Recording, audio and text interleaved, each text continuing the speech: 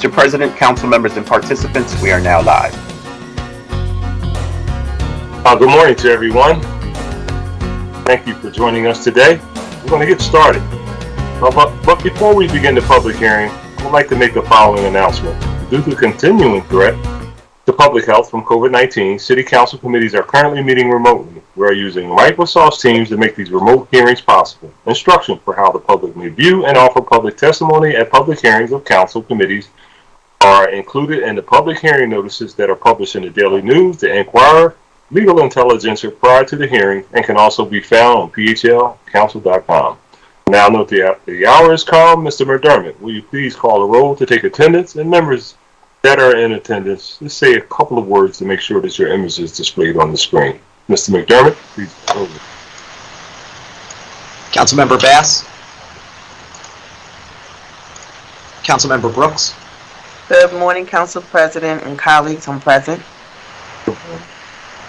Councilmember Dom. Good morning, Council President, colleagues, present. Good morning. Councilmember Gautier. Good morning, Council President and colleagues, present. Good morning. Councilmember Gilmore Richardson. Good morning, Council President. Good morning, colleagues. I am present.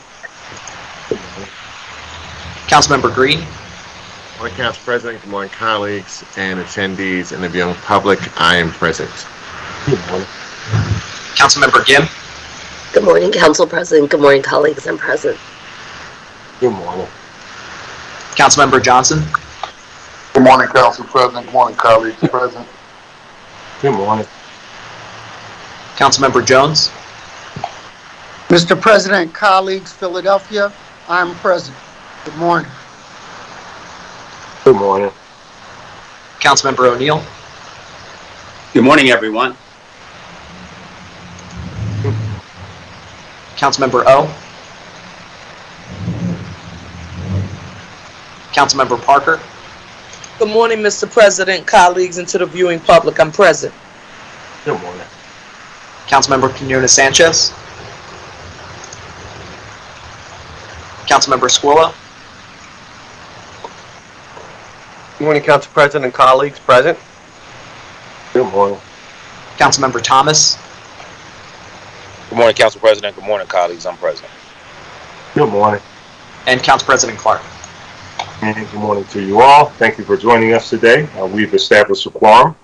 This is the continued public hearing with the Committee of the Whole regarding bills number 220, 284, 220, 285, 220, 286, 220, 287, 220, 288, 220, 240, and resolution number 220, 300. Mr. McDermott, please read the titles of the bills and the resolution. Bill number 220284, an ordinance to adopt a capital program for the 6 fiscal years 2023 to 2028 inclusive. Bill number 220285, an ordinance to adopt a fiscal 2023 capital budget.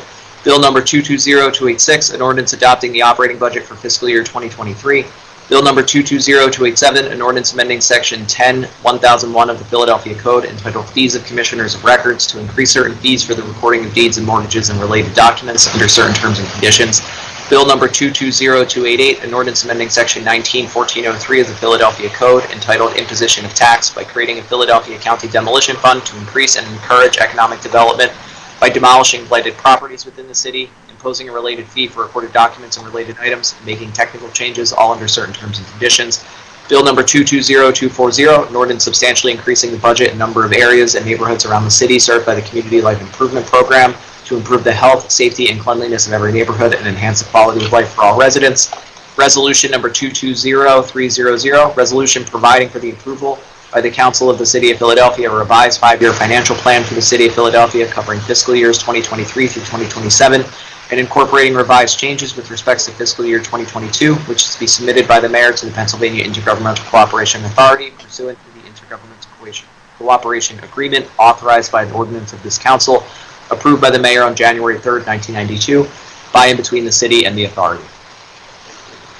Thank you, Mr. McDermott. Today, we continue public hearing of the Committee of the Whole to consider the bills read by the clerk that constitute proposed operating and capital spending measures for fiscal 2023, a capital program, a forward-looking capital program for fiscal year 2023 through fiscal year 2028, But before we begin to hear testimony from the witnesses we have for today, everyone who has been invited to the meeting to testify should be aware that this public hearing is being recorded.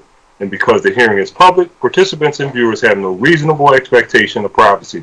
So by continuing to be in the meeting, you are consenting to being recorded.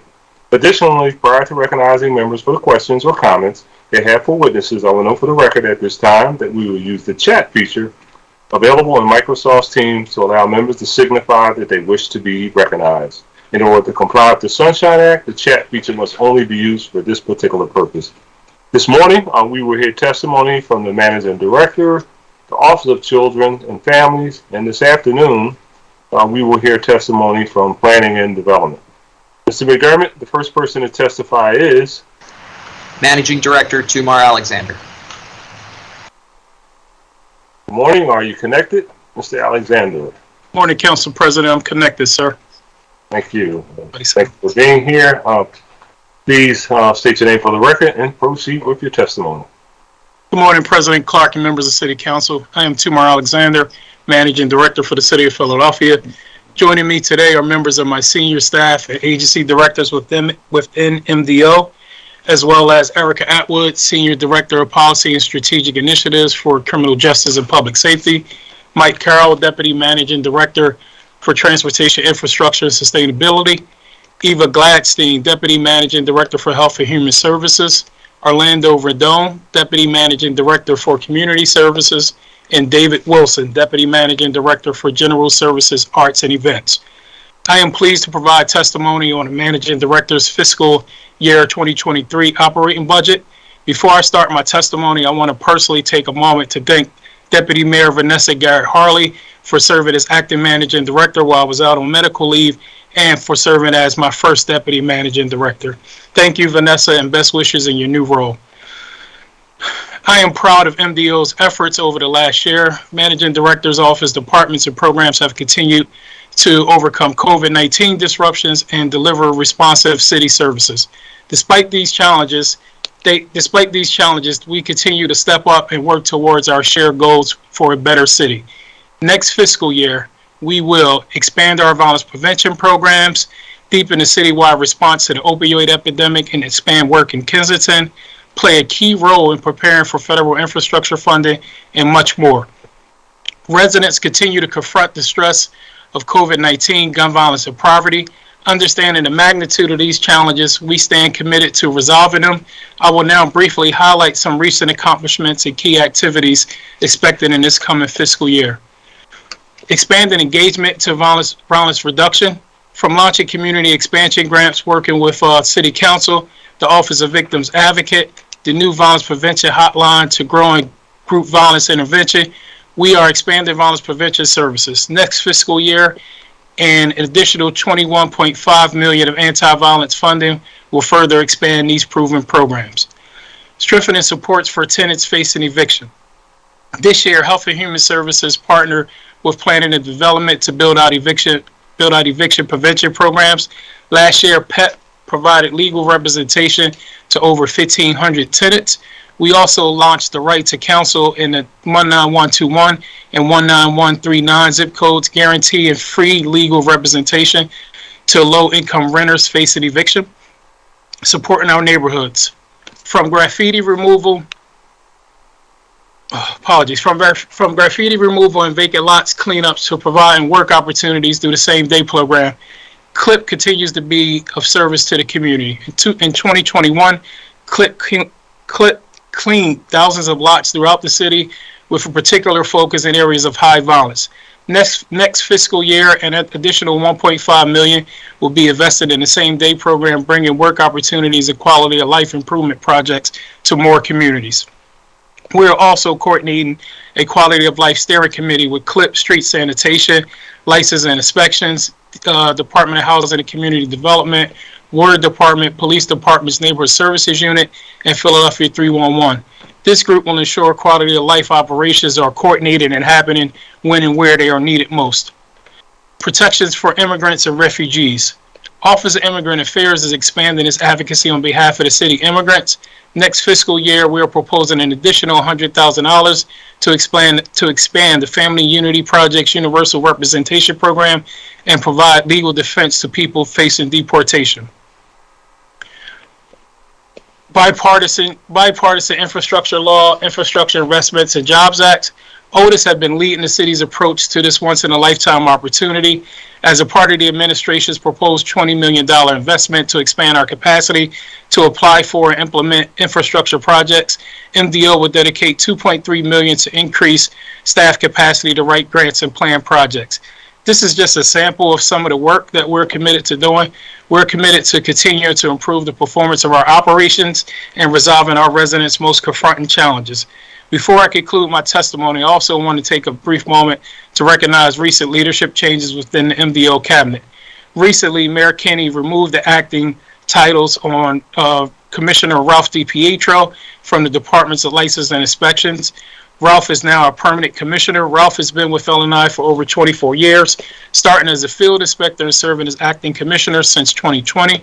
Joe Rosati, as Commissioner of Department of Fleet Services. Joe joined Fleet in 1993 as an automotive maintenance tech and has served as acting commissioner for the last year.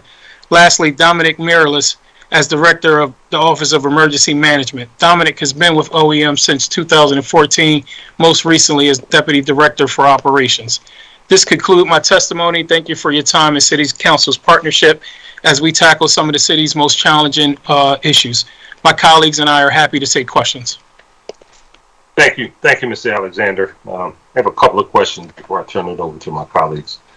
You referenced in your testimony $3 million for CLIP for the same-day program, and I know that we have a same-day program that's actually part of PHS contracts.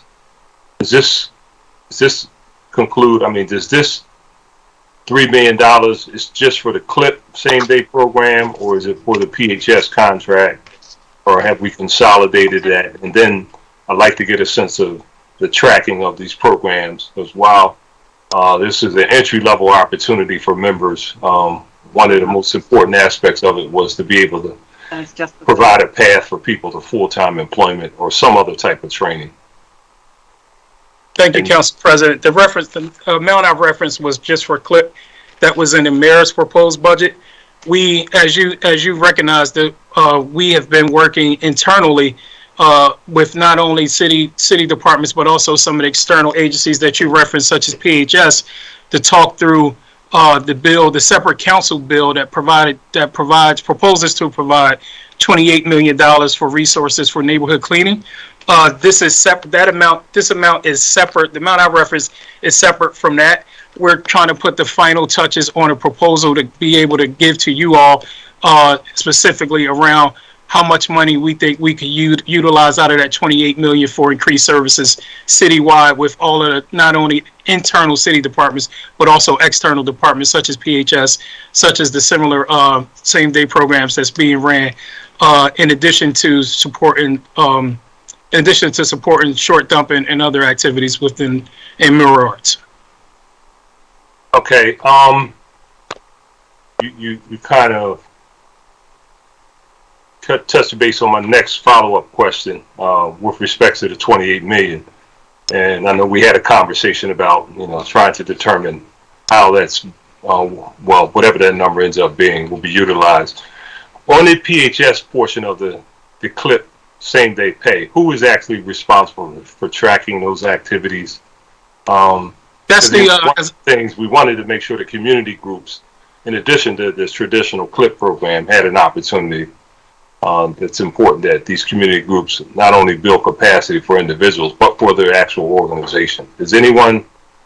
No one from my shop, Council President, but we have Melissa Long involved in the conversation from Department of Housing and Community Development, who manages that contract with PHS and with those community folks. So the conversations for us has been talking to Melissa and having her go back to those groups.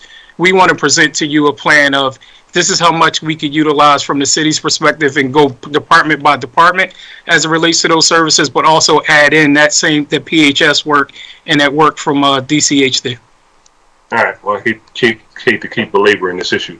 So one of the reasons I'm asking about this particular component is we were also anticipating adding wraparound services.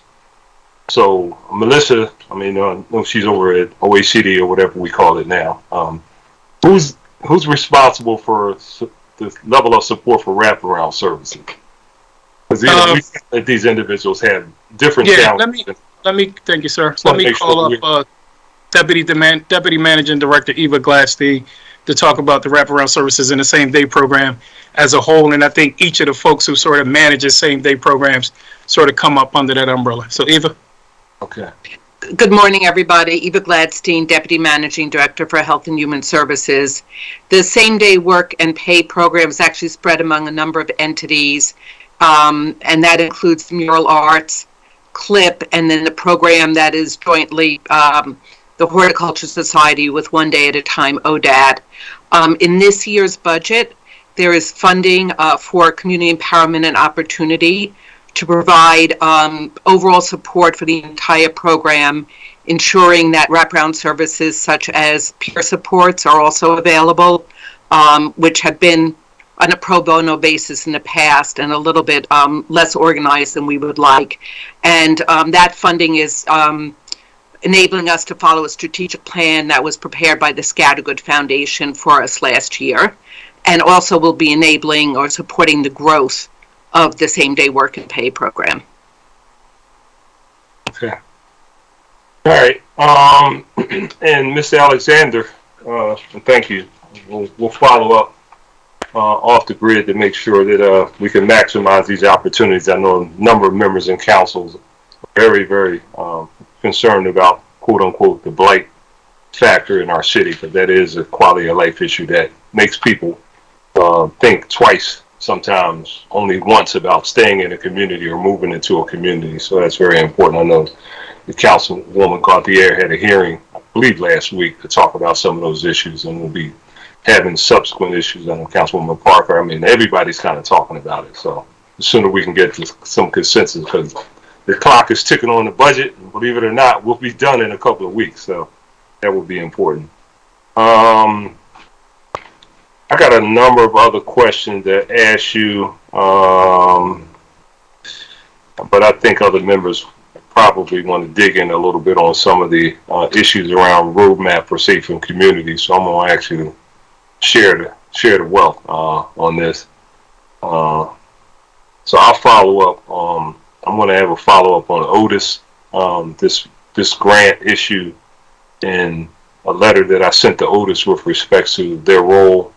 Then a subsequent conversation about the overall purpose of Otis, not just dealing with bike lanes and other bump outs and pedestrian safe ways. I'd asked them to give me some responses with respect to parking, and it wasn't clear who had any jurisdiction to talk about parking in these neighborhoods, because in a lot of neighborhoods this is an ever increasing problem, and nobody seems to be responsible for addressing a strategy on this parking. But I'll come back on that. It might be a rather long conversation. Okay. Chair recognizes Councilwoman Parker. Thank you. Excuse me. President, please check the list in order up top. Somebody just said Jones is first. All right. That's the I love my majority leader, but okay. You know what? Okay. Yeah, I'm on. Jones is first. They told me Jones is first. Oh, I'm sorry, Councilman. Please forgive me, majority leader. I want to. Councilman Jones, I'm sorry. Thank you. I want to get my questions in. Allow you enough time, Managing Director Alexander, to be able to formulate solid answers to them. So I'm going to state them for the record. Let me first say, as a comment, that during the pandemic and during some of the challenging times we've had over the last 2 years, I cannot imagine a better person to share a foxhole with than you, your team, the mayor, and his team during that time.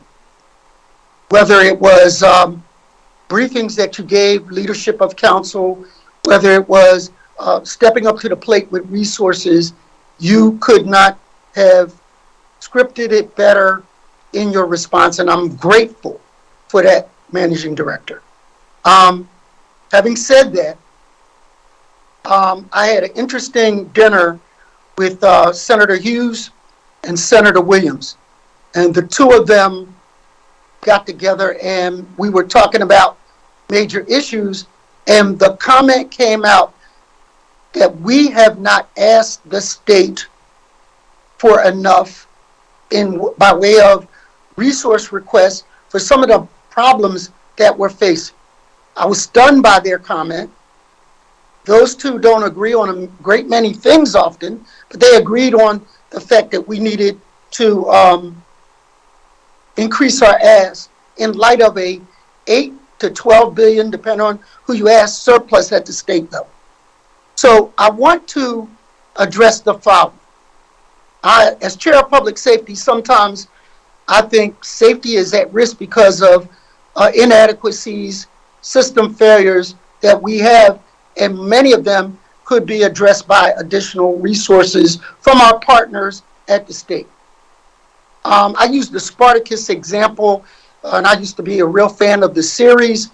Whenever they charged Spartacus with going in the ring, they often gave him a sword and a shield to address the impossible task in front of him. When it comes to our commissioner of prisons, whether it comes to our police commissioner, I'm wondering if we've given them adequate tools to be able to address the insurmountable problems they often face.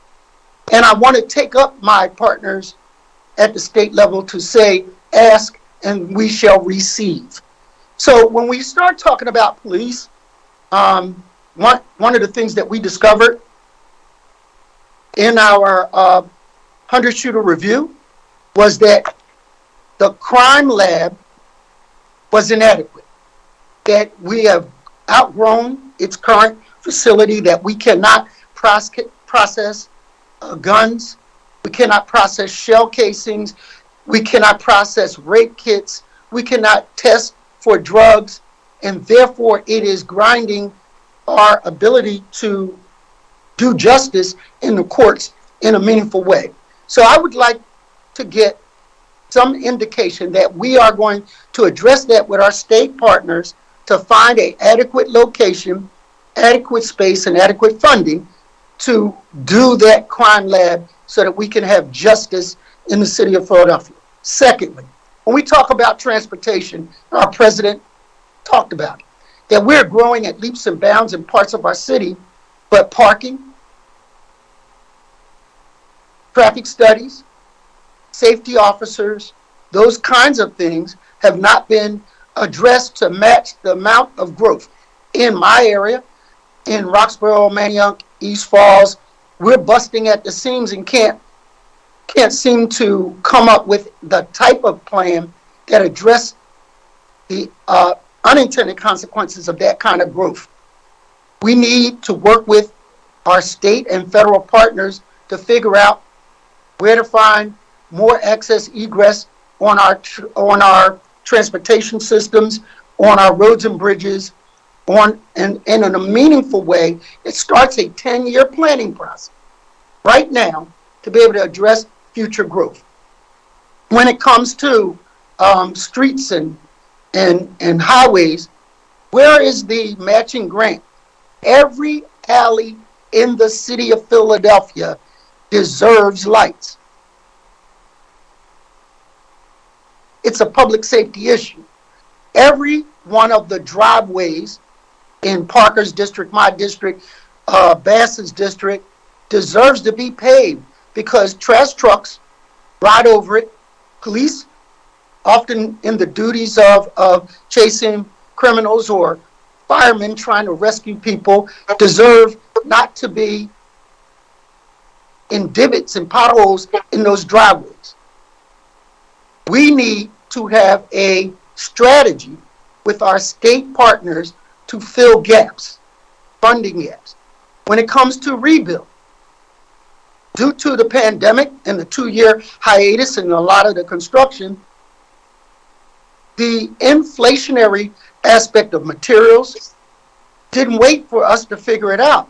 So there are often gaps in what we thought we were going to pay 2 years ago to what we have to pay in today's dollars. The state has an $8 billion surplus. We should be tapping into that. What is our strategy to tap into that so that we can fill some of those gaps? So at the end of the day, what I'm asking, and I'm asking these questions and I'll get maybe answers in the second round, is how are we taking them up on the challenge of coming after greater requests that solve some of our urban problems? Because at the end of the day, for every dollar we send to them, we only receive 73 cents back in services. So with the time I have left, you can begin to answer them, or you can prepare those answers in a meaningful way in the second round. Thank you, Managing Director Alexander. For point of information, Council President, for Chairman Councilman Curtis Jones. Chair recognizes Councilman Johnson for a point of information. Yeah, Councilman Curtis Jones, can you just inquire, is there actually a lobbyist for the state that represents the city of Philadelphia as relates to the questions you just asked? Duly noted. And so that strategy has to include staffing and coordination. But anytime my partners in a real question say to me, we need more requests to deal with this problem, that's a damn good challenge for me. So do we have a lobbyist? Are they on top of these kind of matching funding issues to match issues and problems we face in Philadelphia? Thank you, Council Member. Let me start, and like you said, I'll try to answer some and then maybe come around on the second round because I do want to pass off to a few folks. For the first question, a question for you and Councilman Johnson, yes, we do have state lobbyists that are very active in the state. And then secondly, not only in addition to the state lobbyists, we're also in a lot of conversations with some of the folks you've referenced from our delegation, both Senate and the House. So just last week on a call with Senator Hughes and Senator Haywood, and we, one of the things I said to the senator who said the same, my apologies, who referenced the same need for us to be making more increased acts, specifically around public safety. I told him that's not a problem. We will have that list. We're preparing to have that list to him this week. I believe there's a budget conversation that's happening with Hughes' office and the mayor's office folks, I think tomorrow, or update on the state budget that's happening tomorrow. I mean, our plan in particular around public safety and the request that he has was referencing, we went back to the chair people of the roadmap, right? So we went, asked Erica, what's some requests that we haven't funded in city government that you may need for violence prevention? And certainly the state has been there. They provided some support for GVI expansion, and along with some other grants. We've also asked the same from the health department and Dr. Abaya's reference. And we also asked police commissioner. The police commissioner was quick to send me, here's all my justifications you didn't fund, sir, managing director.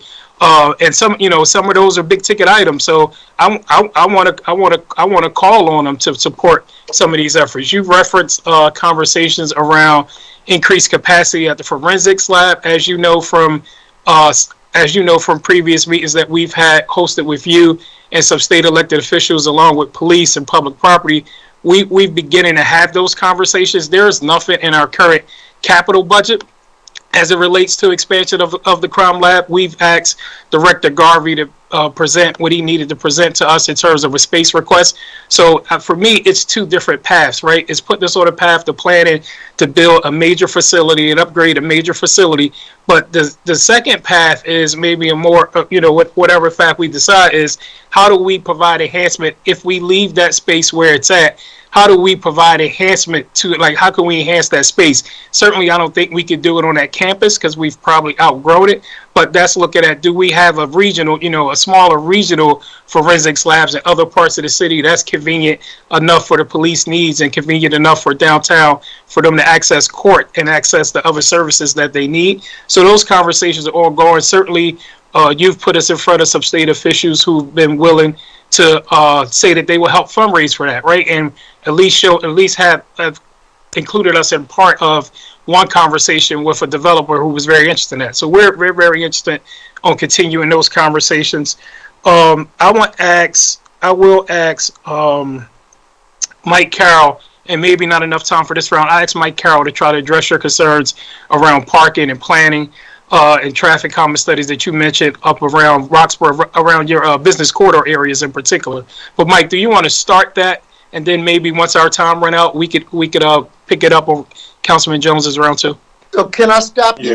Our time has run out in deference to my colleagues who have questions. On my second round, be prepared to answer that.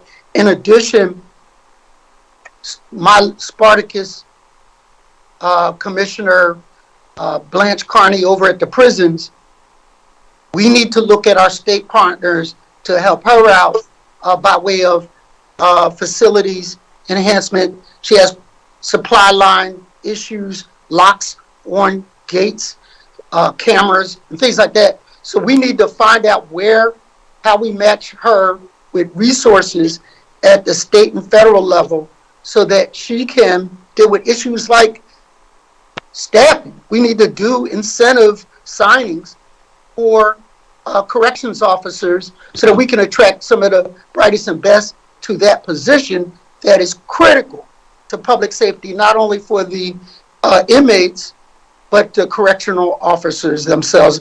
I yield the mic, Mr. President. Look forward to the second round. Thank you, Councilman.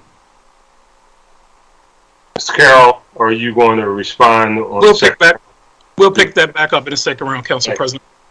Thank you. He recognizes Councilwoman Parker.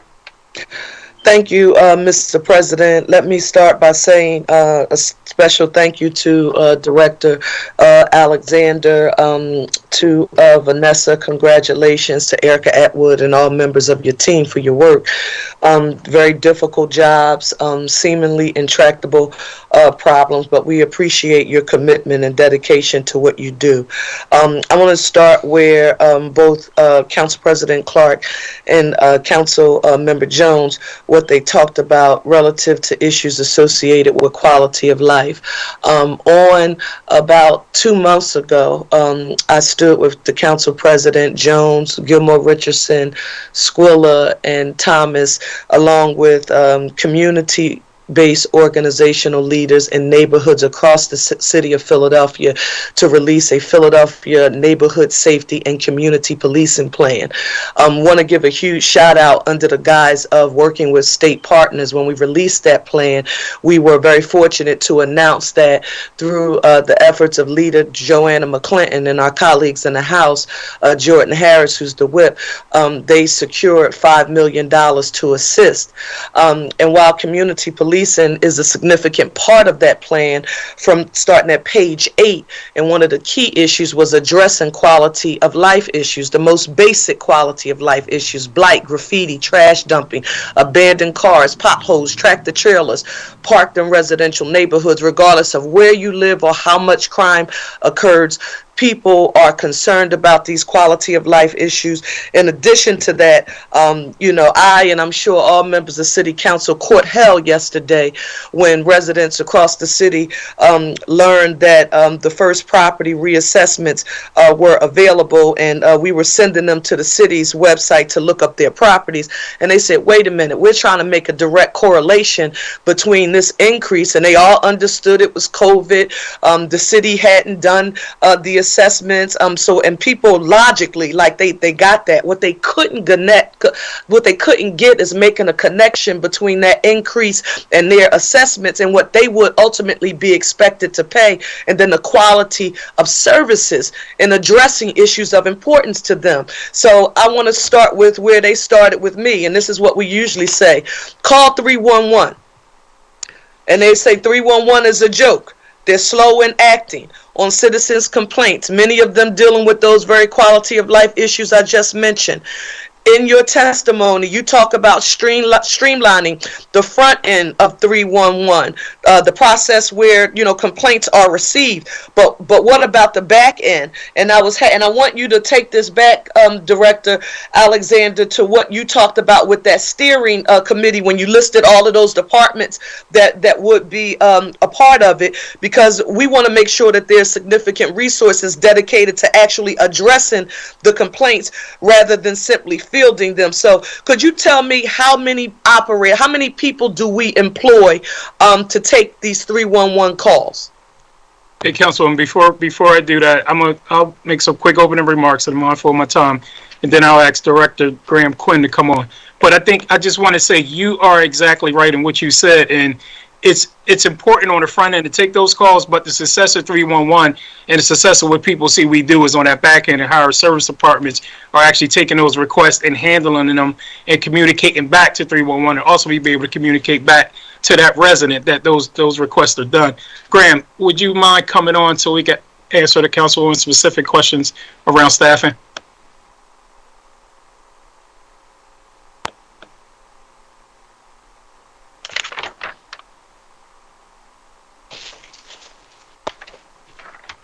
Thanks, Graham. For the record, Graham Quinn, Executive Director at 311. Thank you very much for the question and appreciate that. We have 42 call center agents currently. 42 call center agents, and how many calls do they take per day, approximately, the average? 2,500. So each of those 42 take about 2,500 calls a day, and then they begin fielding them to the respective departments to get addressed. 2,500 is for the entire contact center. Okay, so for the entire contact center, 2,500. When in the process are they alerting exactly what Director Alexander said? When do we get back to the resident to say this issue is addressed? I'm talking about sort of performance management here. We got the complaint. Here's your ticket number. When do I find out that issue has been addressed? It's a great question. It varies depending on what city service you're requesting, but they all have service level agreements. So a pothole in 3 days, graffiti in 3 days, it all varies depending on what service it is, but we all have automated messages that basically will tell customers what that is when they put the request in initially, and then the servicing department follows up on the resolution. Okay, so I just want to say this for the record to you, Graham, and to Director Alexander. I'm really going to be interested in very specifically seeing how we are going to ramp up the back end. There is a problem. Even our offices, when we go out, I say call 311, and they like, that's a joke, Sherelle. So you're going to have to tell us what we're doing very specifically to ensure that when people call in the issue to 311, the very specific process so that we can let them know. And if there's anything in writing that I can give to people that you can forward to the president to distribute to all of us, let me know and get it to me soon. I've got an in-person meeting tomorrow. I start the 9th District budget briefings and town hall meetings in the district in person, and I want to be able to give that information, but we've got to invest there. The next issue, Director, is the issue of 911 dispatchers. Long before COVID, we held a hearing, Public Safety Chairman Jones and we went on a tour. We raised concerns about challenges mandated overtime with 911 operators, the stress, why there wasn't a pipeline for them to get into management. Some of those issues have been addressed, but I understand the police department received funding to hire 911 dispatchers in FY2022, and they've almost spent down all of the funds they were allocated. Now, we just, Public Safety Chair Jones just scheduled another walkthrough, and on this one, it was Brooke Gaultier and I, and one of the questions is, MDO, I believe, was allocated $2.7 million to hire another 75 dispatchers. And considering that they have less than 2 months left in the fiscal year, has any of this money been spent? If not, what will happen to those funds? Will they be rolled over?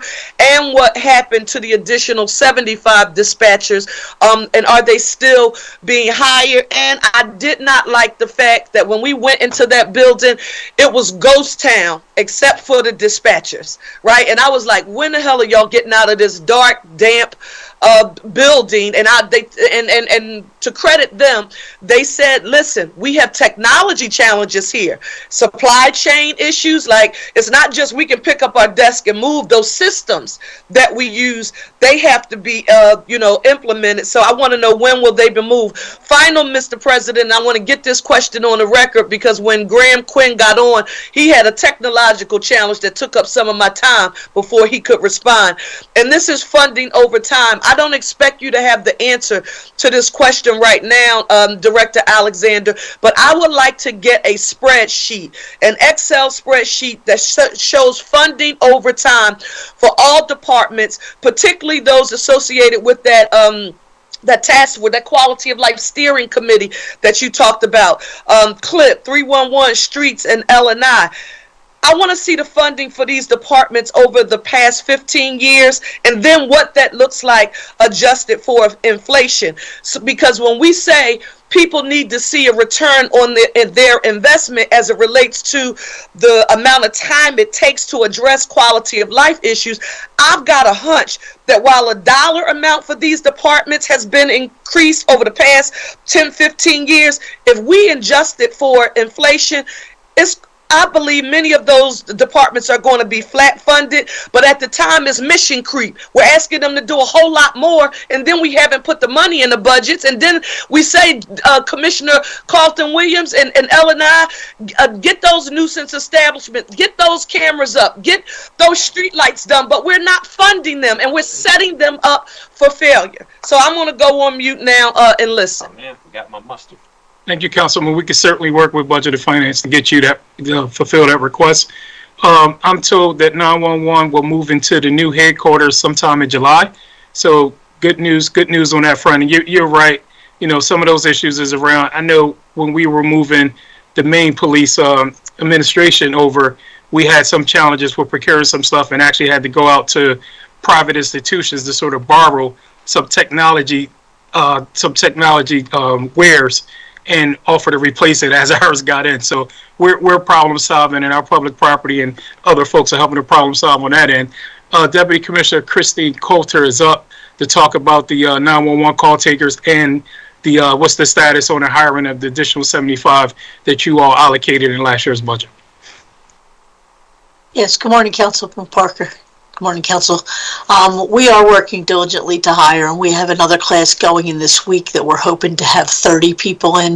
The only thing that's stopping us are really candidates following through with the process. We had a meeting and spoke this week with City HR to more frequently announce it, because we are pretty much depleting our entire list every time we get it. So we get people that sign up, and we do hire off every list. But in the last less than year, we've hired over 110 people, which is more than we've ever been able to hire in any time in my history. So we are filling the gaps. We have filled what was our vacancies, and now we're working on that 75 additional that the MDO's office has budgeted for. So we expect to complete more than half of that in this fiscal year, and they are now new positions, so that funding will carry over into the following years, because they will be then permanent city employees. So we're hoping to be fully staffed this summer and then keep that number going forward. And I think that will make a world of difference in our ability to answer calls quickly. But one thing that's important to note is that about 8 months ago, we did away with the mandatories except for Friday and Saturday. And then about 8 weeks ago, we did away with all mandatories. So none of our employees are being mandatoried anymore.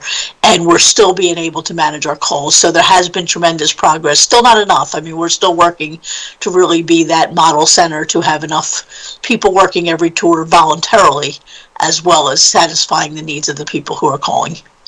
Thank you, and thank you, Mr. President. Thank you, Council Lady. Let the record reflect that I think a number of members joined since the roll call. I see Councilwoman Bass, just another member. Who else? Somebody else is present. Speak up or forever hold your peace. Okay, I know it was another member. We'll get that information. Okay, thank you.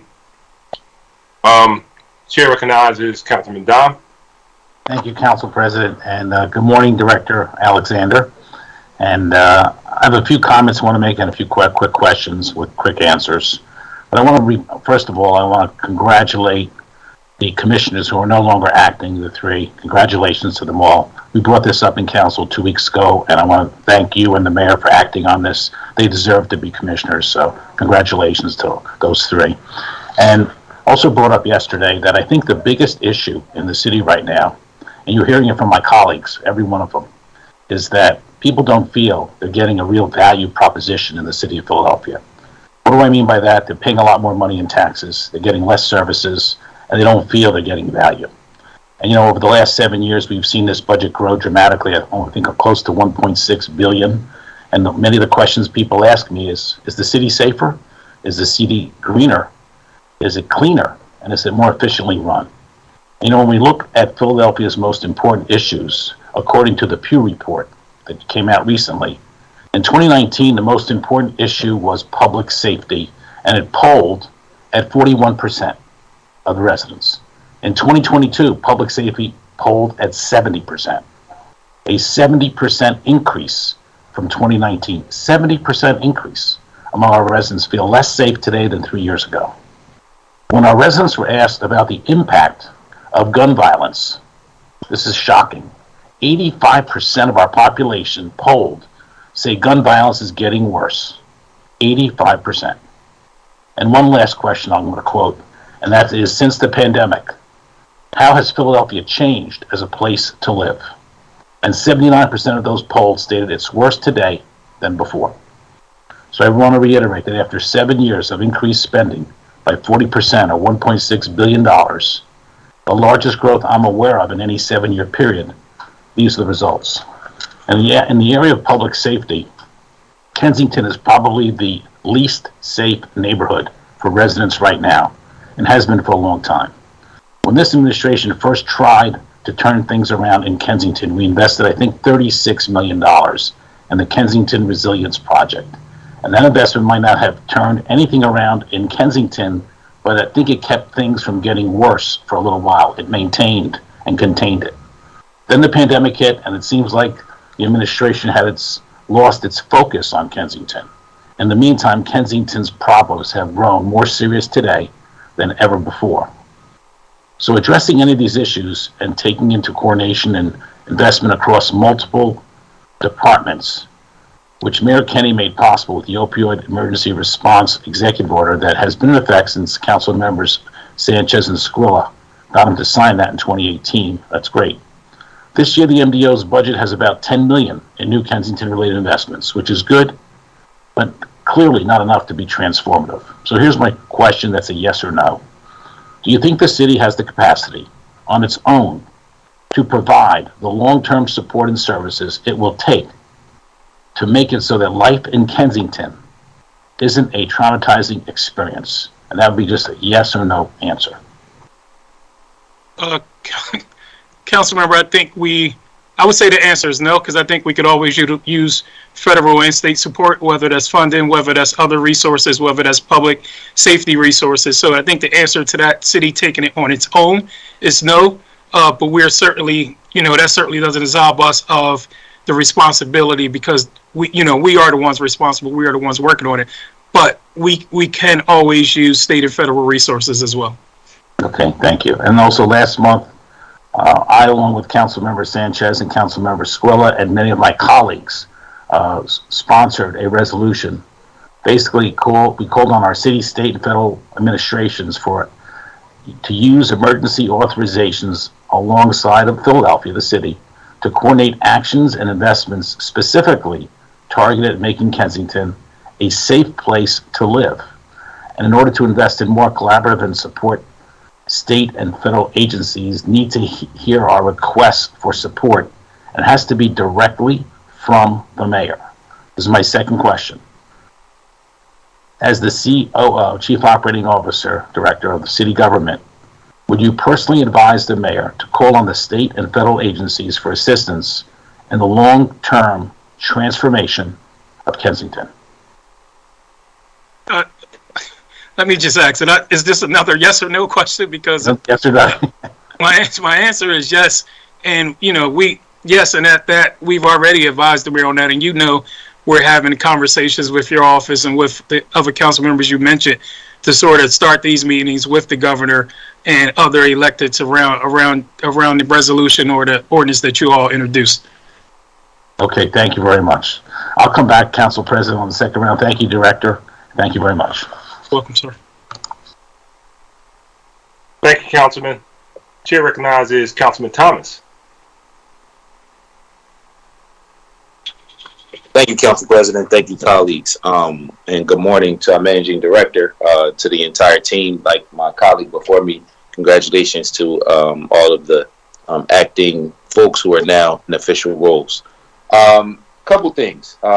First and foremost, my office sent over a memo about L&I, and we spoke to the L&I commissioner briefly about it. We talked about it in budget hearings, and I'm wondering from a managing director's perspective and a perspective of the admin, how much of a priority are we going to make some of the issues that we know around L&I, specifically looking at staffing issues, specifically looking at moving towards technology. We've passed a number of laws in the last couple of years that L&I are responsible for enforcing, from plastic bag bans to tobacco bans to other different violations. So I'm wondering from your perspective, what did you think about the correspondence that we sent, and what direction do you plan on going in to address these issues? Because one thing about addressing this issue, it could generate more revenue for the city. Thank you, Councilmember, and thank you for that letter. And I know you had conversations with Commissioner DePietro, but I think that, the issues you raised in that letter is a priority for us. L&I is one of those departments that we all, residents, city administration, city council, we all ask them to do a lot. I don't think they can ever have the amount of resources that they truly need in order to be able to answer every call that we give them, and every task that we assign them to. Come on, Miriam. It's good. I know that department does a great job. My apologies. Nora, could you go on mute for us? Thank you. I know that department does a great job with what they have in trying to answer all of these requests. So certainly we want to work with the department and work with City Council in this budget process to look at additional financial support outside of what we offered up as the administration. I know certainly Ralph want to have more inspectors within his departments to be able to answer some of the challenges that you raise, some of the challenges that Councilwoman Gilmore raises, and we see on these neighborhood tours that she hosts with other district council members. So certainly, and the technology issues that you raise, right?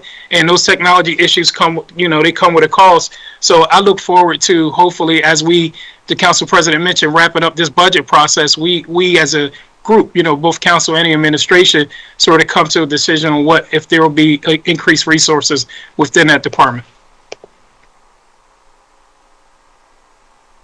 Thank you. I appreciate it. We also looked at the idea of issues around infrastructure and roads. One of the things that we all agreed upon last year was to see some key investments in areas that were what we call high traffic areas that produced a lot of car accidents. We all know the data.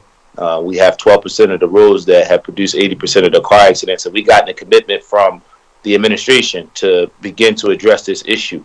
I'm wondering, could you provide the council president an update in writing. I see Mr. Carroll on. Good morning, Mr. Carroll. I'm not going to force that answer right now because I'm sure it's much more complicated than the short amount of time that I have.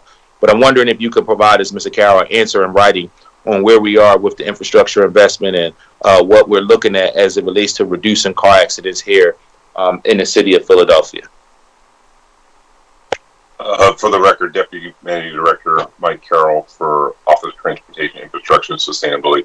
Yes, Councilmember Thomas, we will provide that in writing. Thank you. A couple more quick things. I'm trying to get it all done in one round. The quick, to take a page out of Councilmember Dom's book, have we provided the money for the arts community that we promised last year? Have all of those folks been given their dollars as it relates to, I know where we are with the Illuminate the Arts grants, but I'm wondering about the other recipients that we agreed upon in the transfer ordinance last year. Have all those organizations received their funds? I'm being told yes, council member, although there may be one or two outliers that we're working with them on the contract terms now. Okay, can we get a written update on where we are with that and what the timeline is going to look like for that? Absolutely. And Okay. I'm told we will be done that process before the end of this fiscal year. So before June 30th, but absolutely, we could give you a written update on that. And we want to assure that the dollars that they're receiving, which is promised to them last year, doesn't have anything to do with negotiations that's happening right now. Yeah, this is this current fiscal year, so absolutely. That's great. Last thing, one of the most important issues that we're talking about in the city of Philadelphia is gun violence. I have a different perspective as it relates to government and our role, especially here on the legislative branch side. And, I recognize that you guys have limitations on the executive branch side, but there are some things that you can control that we can't. And two things that I've really been pushing. I've been pushing a lot. I know that it could be a little overwhelming, and I appreciate folks taking my calls and texts. But two things that I think we can do right now, right, to have an impact on some of the issues that we know we're going to face this summer. One of them is our rec centers being open on weekends. I've really been pushing for that. Our commissioner said that it might cost us an extra $5 million to have some of our bigger, I guess you would call them super sites. That's what we say in the sports world. Rec center open. I really just want to go on the record and really push that initiative. That's, I think, something that's really important, and it's one of those small things that we can do that will never actually quantify how many lives we save.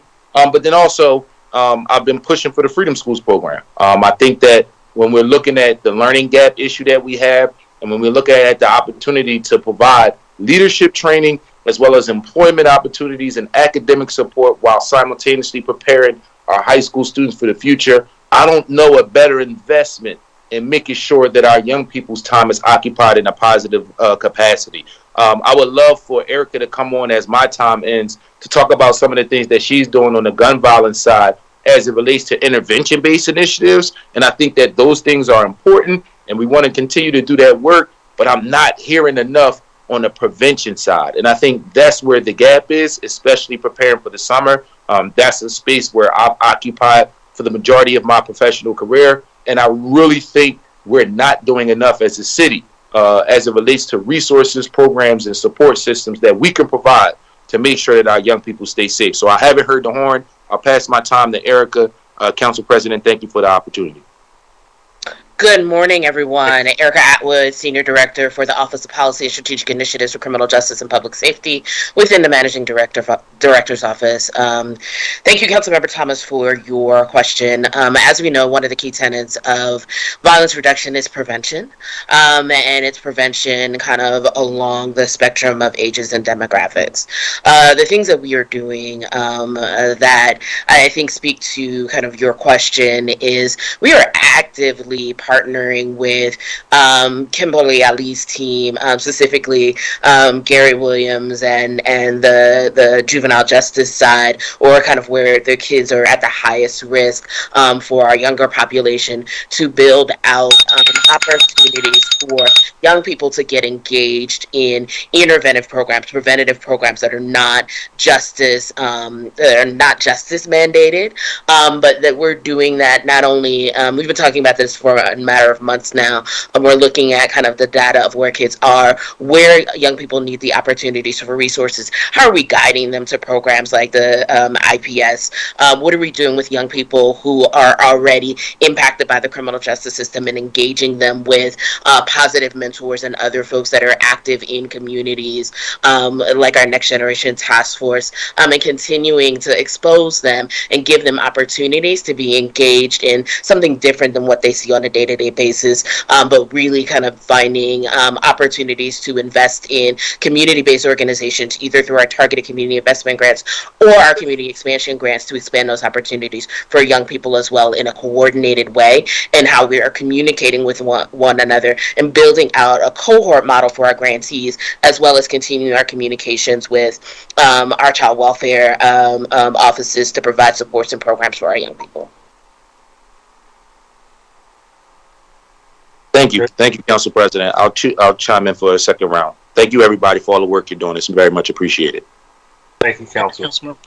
Chair recognizes Councilwoman Gauthier. Thank you, Council President, and good morning. My first question is about the Philadelphia Energy Authority.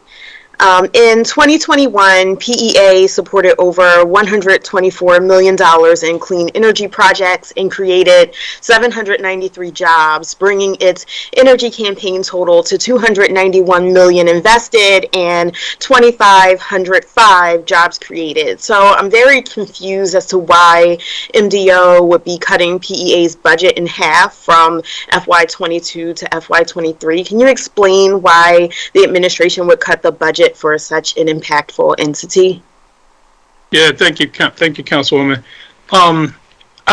So I guess on paper it would be considered a cut, but the way I understand it and the way we get instructions from finance and the budget office is that if there is a item added in during the caucus changes of the budget, that item don't get added in for over the course of the plan. So each year you come back for those conversations. I think that's the reason why. I think that's the reason that reflects the cut from PEA. I would agree with you on the work that they've done and the value that they give to this work. But I believe those conversations could occur every year between with council and with budget and finance. Okay, would we want to hamper a program like that by having them ask for necessary funding on an as opposed to just putting it in their budget so that they can achieve their outcomes?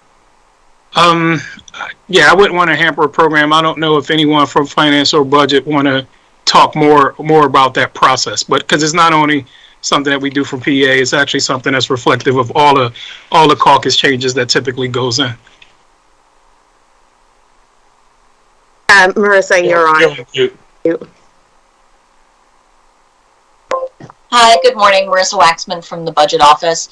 And Tamar's right, there's a lot of things that get added, and they are often in the beginning viewed as one-time things. As we go through this budget process, we're happy to continue talking about PEA and any number of things. That's why we have a process. Great. I think that's something that we should look at. My next questions are for Otis. So for Mike Carroll, can you tell us roughly how many streets we installed speed cushions on in FY22? I'm afraid I don't have a precise number for you right now. I might be able to come back in round 2 with an answer to that, but we'll certainly get you a precise answer as soon as we can. If you can get back to us with that, as well as the amount of streets you plan to install speed cushions on in FY23, that would be helpful. Okay. For that part of the question, it has as much to do with the requests that will come in between now and the end of FY23, since the way that we're currently set up, we're significantly driven by requests both from City Council and other stakeholders, but more importantly, directly from the public. So one of the constraints is us being able to kind of stay on top of those requests with respect to doing the studies, keeping the supplies, and doing the work. But there's no set number that we necessarily begin the fiscal year with. I mean, it'd be helpful to know just how you all are thinking about this on a budget, from a budget perspective. We send a lot of requests to the office and mostly are told no, so it'd be helpful to understand how the department is thinking about it. We'll get you the historic data, and then I'll try and frame that as best I can when we respond. Thank you. Okay. During Council's first budget hearing on April 6th, we talked about neighborhood slow zones. Right now, for FY23, how much money is dedicated to neighborhood slow zones, and what is the source of funds, and where is it located in the budget? I have to get you a specific number on that. I'm sorry about that. We do have capital funds that we've dedicated to neighborhood slow zones, but we've also achieved a grant through ARLI funding, which has added additional capital and, well, actually that's operating funds that we can use. And we've also contemplated going for additional grant funds, but that's not reflected right now in the FY23 budget, but I'll get you a specific number. Thank you. Do you also know if we were to do and to plan to do 10 more additional slow zones than we are planning for right now, and we had the capital to do that, how much would we need to spend on the operating side in order to scale up management capacity to implement the extra slow zones? I'd say roughly, $250,000 to $500,000 in terms of design and implementation for that. Okay, thank you so much. My next questions are about PEP and Right to Counsel. How much did the city spend on PEP and Right to Counsel in FY22, and how much is the city proposing to spend in FY23? Eva, I'm sorry. Yes. Good morning again. From general funds in fiscal year 22, it was 1.9 million, just and a little bit of change, and then 1.5 from NPI, the bond issue, and then 100,000 from the Division of Housing and Community Development of CDBG funds. We're anticipating the same resources this coming year in fiscal year 23. Thank you. As a follow-up, does the city's FY23 budget proposal include funds to expand Right to Counsel to additional zip codes, and if so, how many? At this point, it does not. It will enable us to continue the first two zip codes, but we've been informed by our providers that additional resources would be needed to expand to additional zip codes. Okay. We understand that the cost to shore up PEP and expand Right to Counsel will cost an additional $1 million on top of what the city is currently spending. Given the housing crisis, why would the administration not fund this request to increase support for residents facing eviction? Again, as you know, council member, we make requests and justifications, and then budget and finance have to balance all of those requests. And the mayor's proposed budget is what it is as we speak. I'm sure council's interest, I expect, will be communicated during the negotiations later on. Thank you. Thank you so much, Council President. Thank you so much, Councilmember Gaultier. Just for the record, we want to acknowledge the presence of Councilmember O. He has joined us. In addition to that, for the benefit of our colleagues in queue, we have Councilmembers Squilla, Green, Gilmore, Richardson, and Johnson for the first round. Chair recognizes Councilmember Squilla. Thank you, Madam Chair. Good morning, Managing Director Alexander. Always a pleasure to see you. Thank you for your work. I'm just going to touch, I know you mentioned the Kensington thing. I'm just going to touch on that quick. And I know CLIP has been in the Kensington area for a long time. What does CLIP see as a possible opportunity to work in the Kensington area that can maybe make possible changes? I know that they're cleaning up after the challenges, but do they see anything that we could be doing differently in the Kensington area to help us try to resolve these issues? You're muted, Tumar. My apologies, council member. I will pass it to Noel Foysen, our head of the opioid response unit, or response. One thing I will say is that that group that we've had, that we sort of formed since the resiliency work, one of the things they've been awesome at is just throwing ideas out and us trying, us providing support to try them, see how it works, and if it's something that works, trying to continue it. If it's something that don't work, sort of pivoting really fast on it. And the CLIP folks in particular, Tom Conway, who's the executive director of CLIP, Tommy's good at sort of coming up with some of these ideals. One of the ideals that he came up with that early in the beginning, we sort of talked through with the residents of the community, was around the dumpsters, and we didn't know how that would do. But it's interesting in that conversation from over 2 years ago, now in community meetings or in meetings with some of the residential leaders, you hearing them talk about wanting to increase those numbers of dumpsters that's out there. So, some of the ability for us to do things in a different way or to try to pilot things in a different way has certainly been part of that work and been a part of that work that we've been trying to support more and expand. But Noel, you want to add on? Hi, good morning. For the record, Noel Foysen. I'm the director of the Opioid Response Unit with the Managing Director's Office. Tumor actually hit on most of the things that CLIP has been doing in the community, and I will say that anytime there's a new idea that any of our partners have that they want to try to pilot, we're always open to it, and we do talk to the community about it to get their input on it and see how we can refine our practices and services. There's not an idea that CLIP has had that we haven't tried yet, though, so there's not a secret bullet out there, I don't think, but we will continue to partner with them. If you have any ideas, council member, that you would like to see CLIP try in that community, we're all ears.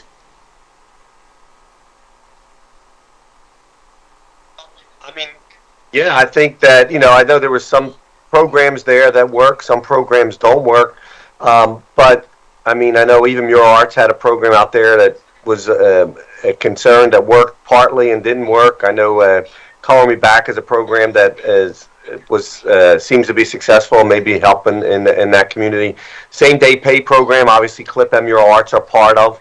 I think the question was that there was money going to those departments. Both Mural Arts and CLIP received dollars for same day work program, and then there was PHS that sees it. So PHS is also hiring same day work folks. Yes, that's correct, council member. Different parts of the city, but that's correct. All right. So now, how many employees are hired by each department? Do we know? We could get that number back to you, back to the chair to get to you. Okay. Because that seemed to be a successful program, at least from what we saw, and it'd be nice to expand that and grow that to make additional changes. The other issue is that, and we talked about this tomorrow earlier this week about crossing guards, and I know crossing guards is a big issue in that area, in Kensington, well, throughout the city, throughout the district. And there was a vacancy, I think, of over 400 spots. And you had spoken, I think there's maybe up to 600 people on the list. And then we are looking to probably create a new list. Do we see us able, now that it's under a new department, able to scale up the hiring process for crossing guards to fill this void?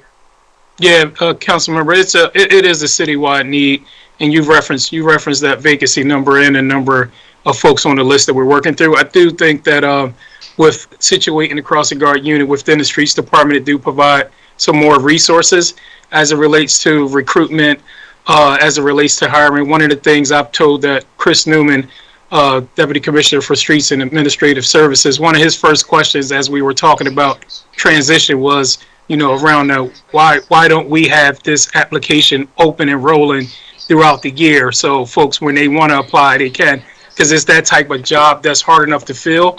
And you do see a lot of folks transition, and some folks are transitioning to more full-time opportunities, whether that's with the city or with other places. So there's a rolling constant need for employment. So I do think us transitioning this program over the streets will give us some better efficiencies as it relates to retention, as it relates to recruitment, and as it relates to just outreach to folks around the job openings and trying to help through that process.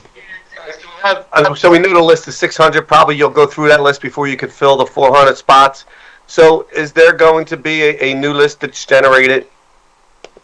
New test? Absolutely. There will be a new list that's generated. I think I've mentioned to you over email, I'm waiting on that exact date in order to be able to send it out, because we've had some outreach from partners, just community members, I would say, school community folks who have been interested in wanting to help us do recruitment for that. We think that one of the things we do want to do is be able to go at places. You know, I think school parents is a good breeding ground for this. I think some churches and faith institutions may be good breeding grounds for getting this information out to folks when you look at the typical demographic of a crossing guard. So we want to try to take the time this summer, utilizing some resources that we'll have, with whether that's summer interns or vistas, to sort of help us do a lot of that outreach in the communities. And as all of these activities are sort of happening and folks are back out and about, being able to let them know this opportunity is available and we need you. What we're seeing is, the resources, and we know that the police departments are strained, but we're putting pressure on them to cover these spots while these are empty, and they're continue to do additional work with limited members, and spreading them thin. So we need to really look at gearing this up to get these positions filled. And also, it makes people feel safe when they see somebody there on the corners and somebody there day in, day out. And I think that should be a priority moving forward. Okay. I'll come back to the second round. Councilmember Squilla, that was the first ring. Did you have another question you wanted to get on the record before we move? Okay. Proceed. All right, thank you so much. So now we're going to stay just Kensington focused. And so we know what the resources are being spent in the Kensington on cleaning up the area. We talked about the AMP program and the drug court.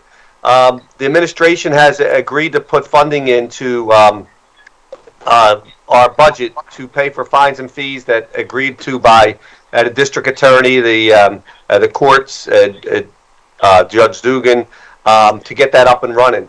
When do we see AMP Court being able to get up and running? And are we need to give additional resources to both the DA's office and the Defenders Association to be able to run these programs. So do we see this happening in July, that we could get this AMP Court up and running? Tony Soprano agrees to pay Polly $10,000 to knock off. Council member, let me ask Noel Foysen to jump on screen. And Mary Horseman as well. I do know we are working with both the district attorney and the Defenders Association, trying to figure out what amount of money or what amount of funding they need this fiscal year for us to be able to start prior to July 1. I've made that commitment from my budget to be able to try to infuse those funds to them so we could get started. I'll ask Mary Horseman, our Senior Director of Policy and Planning, if she want to add anything else to that. Thank you, Managing Director. Good morning, everyone. Mary Horseman, Senior Policy Director for the Managing Director's Office. Council member, thank you for the question. We share your commitment to this work, as Managing Director stated. So we are meeting in the next week with the Defender's Office and the DA's Office to nail down the details, and we'll have a timeline that we can follow up with you and share. But we are committed to launching it in July, if not sooner. Thank you so much, Council Member Squilla. The chair now recognizes Council Member Green. Thank you, Madam Chair. It seems like Rob DeVoe was actually in the hearing, because when Ms. Waxman was making reference to, and I can't remember the exact word she raised, a budget caucus perspective in reference to stuff being put in the budget, but then council putting the money back in. So it was just interesting dialogue and back and forth, especially as it relates to various departments that we go through this negotiation every year. And I think Councilmember Squilla made reference to Mural Arts, which last year they were allocated, I believe, $2.6 million. Council put money back in to bring it back up to its historical amount of 3.5. But in this year, the administration put in $2.5 million for Mirror Arts, actually less than what they put in last year, even though council restored the money back. So just interesting, we go through this conversation and use interesting words to describe the process. But my question is for Mike Carroll. One, to get some perspective on the work the administration is doing regarding how we're maximizing the opportunity with the bipartisan infrastructure law, also known as the Infrastructure Investment and Jobs Act. My concern, because I've been through the various department budget hearings, and the sense I get that I know, Mr. Carroll, you're doing work that you're doing, but for the most part, most of the city departments, for example, water, airport, I know I had a chance to go to FDR Park yesterday for a tour. So Parks Recreation are doing things kind of on their own, and there's not a comprehensive approach. And my concern is that considering the complexity of the IIJA and what other cities are doing to try to navigate and best maximize the dollars, I'm just concerned that we're not taking advantage of that opportunity. And then we also have other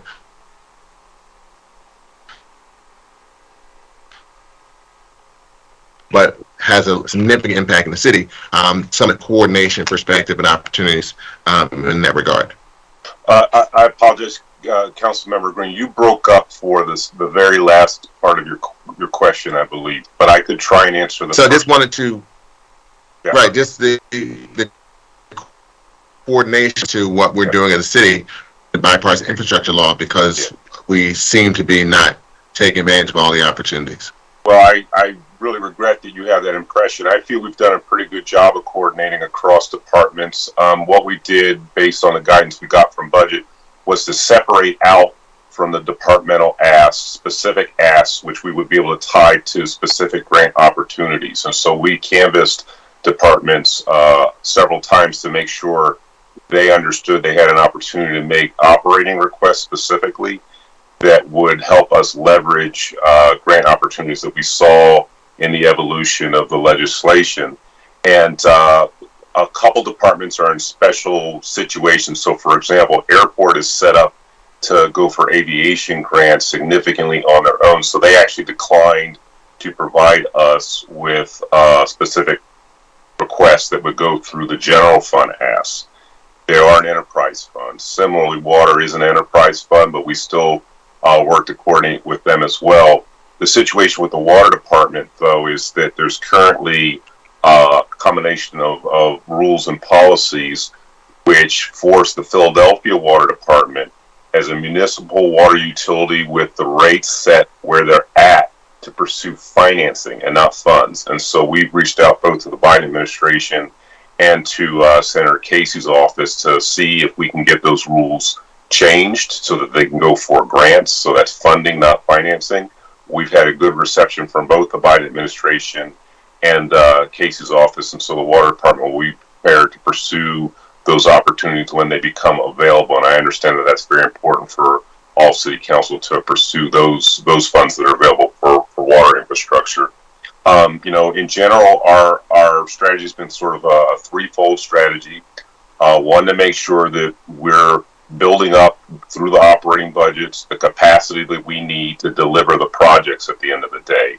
And so that means that we're looking to hire a significant number of staff. We asked for and received roughly $20 million request, which was put into the mayor's budget, significantly focused on transportation, but also addressing opportunities in the Office of Innovation and Technology, opportunities with the Office of Emergency Management, and then we are going back to departments that we had conversations with, including sustainability, again with OIT.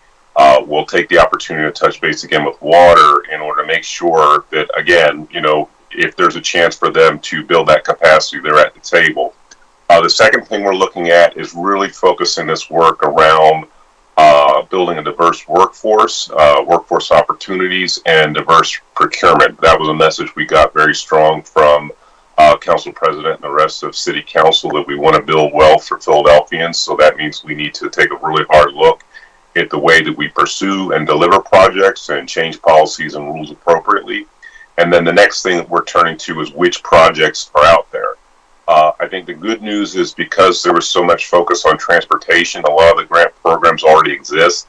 A lot of the formula funding already exists, and we're seeing dollars flow through the BVRPC in the transportation improvement program that they're adopting, so that money should show up pretty quick. There are other programs that are still being developed, and so we're tracking that very closely with the mayor's office, the policy team there, and where possible, we're trying to put our 2 cents in so that those rules get written away that maximize the benefit to Philadelphians. So a lot of the work is still in progress, but we're very gratified with the requests that went into the operating budget, and we're looking forward to really chasing down as much as we can with regional partners on these diversity inclusion issues that I mentioned as well. And thank you for that response. And I was aware of the allocation in the budget of $20 million, but my concern is that with the federal lobbyists that we have we provided them with a list of projects? I know transportation is one area, but a list of projects across the various city departments where there's opportunities for funding. And are they aggressively looking and going to the various departments within the federal government to identify resources in that regard?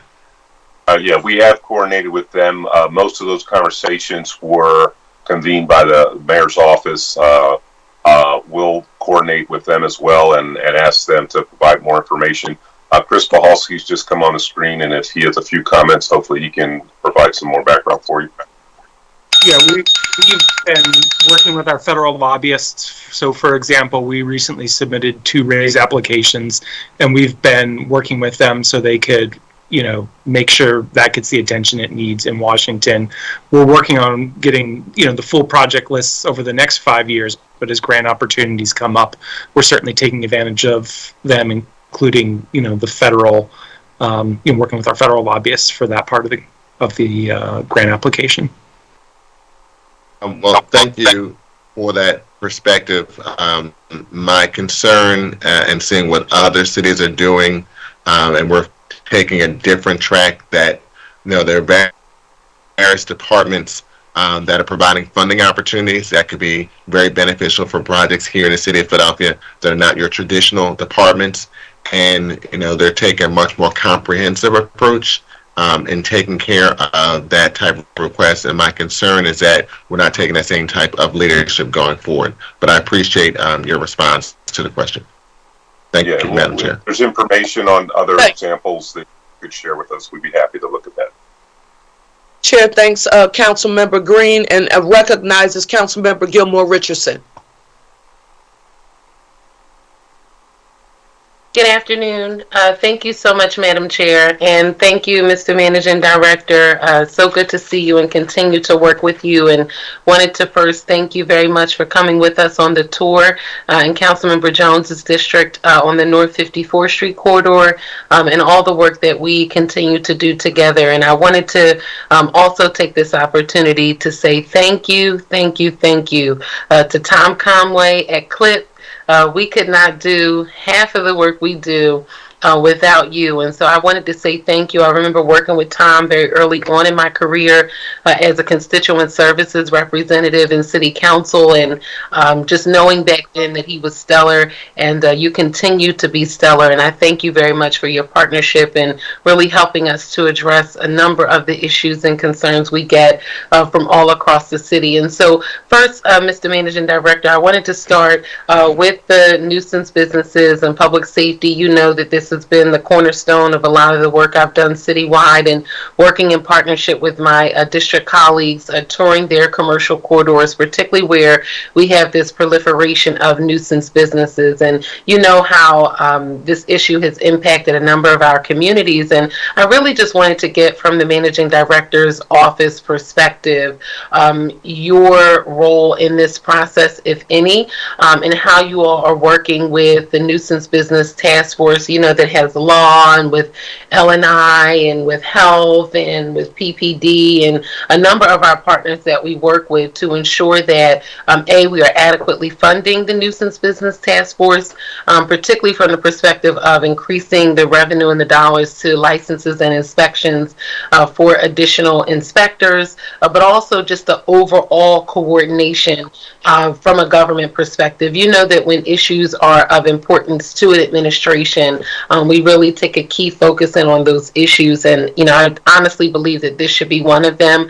Since the onset of the pandemic, we've had a proliferation of these stores on every corridor in every single community, and most of them are operating without proper licensing and or permitting and or zoning approval from the community because they are selling drug paraphernalia. And then what we see from a PPD perspective is that it brings additional activity outside of these locations that is detrimental to the community. And, we're still struggling with this. I know on the North 54th Street corridor, which was the impetus for this work in the bill that Councilmember Jones originally did for the overlay for North 54th Street. So I just wanted to get your perspective on nuisance businesses and how we're all going to work together to ensure that we are fully staffing and adequately preparing the Nuisance Business Task Force. And I'll come back with some additional questions. Thank you, Councilwoman. First, on a light note, I think Tom Conway will mail you your check for his huge shout out at the beginning of your questions and your speech. I think the work of the Nuisance Task Force is important, vitally important to the city and vitally important to the neighborhoods. One of the things that we do from MDO's perspective is a lot of the agencies you've referenced, outside of maybe one or two, fall under the MDO's purview. And we try to provide support and guidance to those folks. Those commissioners know if they're not getting, if they run into an issue of lack of support or run into an issue where departments aren't working well with each other, which rarely happens, that it elevates up to us. And we certainly step in and try to manage through that. Back when I had the first deputy managing director role, that was one of the responsibilities that came under her for some of those departments. I've been filling that role in the interim while we search for a new first deputy. But oftentimes, I'm also the person that's reaching out to those folks when I get presented with a problem, whether that's by one of you all or by a community member, or oftentimes by a department to say, hey, here's this issue we are seeing. How could we best work to solve this? And I'll say, oh, that may sound like something from the Nuisance Task Force. So I'll pick up the phone and reach out to a commissioner of license and inspection, or convene that meeting to get folks together, and we talk through possible ways that we could utilize which tools we could utilize to sort of help solve that problem. Certainly, and Mr. Managing Director, I'm sorry for cutting you off, but I think that the biggest challenge now is that we know that L&I will not send out an inspector without a police officer for the drug paraphernalia stores. For me, that's the biggest challenge, because that is a new part of the process that did not necessarily exist previously. So yeah, really, I think, and that, and part of that, and that's not.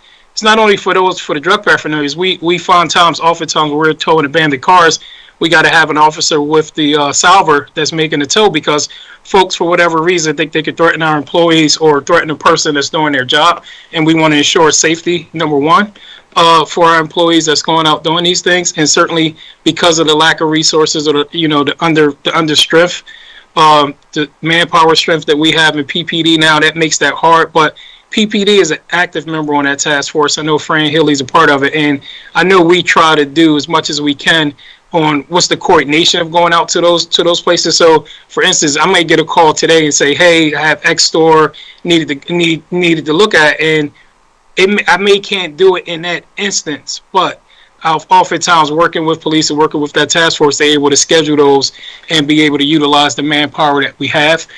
Certainly, I think that'll get better as we get more officers into the departments. But we're not doing that as a barrier to wanting to go and do activities on those stores. That's really for employee safety, and I think that's. Oh, no, I get it. Yeah. And listen, I get it, okay, because we were out and Commissioner DePietro was with us the one night, and a host of other city departments were with us that particular night, and I thank them for going out with us, Commerce and Health and LNI and PPD and, you know, the commercial corridor managers, the staff, and my fellow colleagues. Well, we were out one night until almost 10 o'clock. I mean, we had to diffuse that community conflict that had erupted from, you know, you told me about that. Okay, so I get it, and I get it for a safety perspective, because, you know, we had to be out there as well. And so I just wanted to put that on the record that we do need additional resources, and a real vision from the top of city government to say that this is a priority and this is something that we have to fund. We must increase the amount of inspectors we have at LNI, not just for the drug paraphernalia issue, but also around the construction portion, because it goes back to what our Madam Majority Leader talked about relative to 311. I get tons of complaints, and I put this on the record previously. I've met with Graham, and I thank you and your department, but people continue to say that 311 is not effective and that it's really unable to traverse through multiple departments in city government to get a response and or an issue resolved for constituents. I appreciate the ability to get a tracking number and at least be able to say we have submitted this issue to the city of Philadelphia, but relative to 311's ability to really go through interdepartmental issues, it does not work. And I was here when 311 started. I was in that original group of constituent services representatives that had to sit around the table in the caucus room and, you know, talk to everybody about how it works. And it doesn't work, okay? And so we have a little more work to do there. Quickly wanted to go on the record around PEA and the amazing work they do relative to the comments from my colleague, Councilmember Gaudier, for just the amount of jobs they create from a workforce development perspective, but also clean energy projects across the city and their ability to ensure that some of our residents who may not have the ability to access those projects can. And so I heard the bell and I see Madam Majority Leader. I will come back on the second round to talk about the bipartisan infrastructure package, not only as a follow-up to the comments from my colleague, Councilmember Green, but as a follow-up to a meeting I had with the White House last week. And I want to get this on the record for this budget process. Thank you, Madam Majority Leader. And thank you, Mr. Alexander. Thank you so much, Councilmember Gilmore Richardson. Councilmember, I saw Tom Conway not long ago, and guess what? His hair is no longer black. It is all gray. And he said, well, yours is black. I said, that's dark and lovely, nice and easy. But it's all gray. So thank you. Chair recognizes Councilmember Johnson. Thank you very much, Madam Chair. Just had a question regarding the issue of gun violence. This would be for Ms. Erica Atwood, and as well as the Main Director's Office as well in terms of the budget proposed. And so the budget for this particular cycle is $63 million for anti-violence spending. So I want to get an idea of how the administration came up with this particular figure, but also some areas there were reductions such as grants to community organizations. In other areas there were increases such as blight reduction and for more funding for violence interruption. So I just want to get an idea of our reasoning behind these funding choices, but also update on the evaluation of our violence prevention programs as well. And last but not least, what do we consider our successes thus far and challenges? Councilmember, let me just start with an open-ended statement. Is something you've heard myself and some other deputies say today.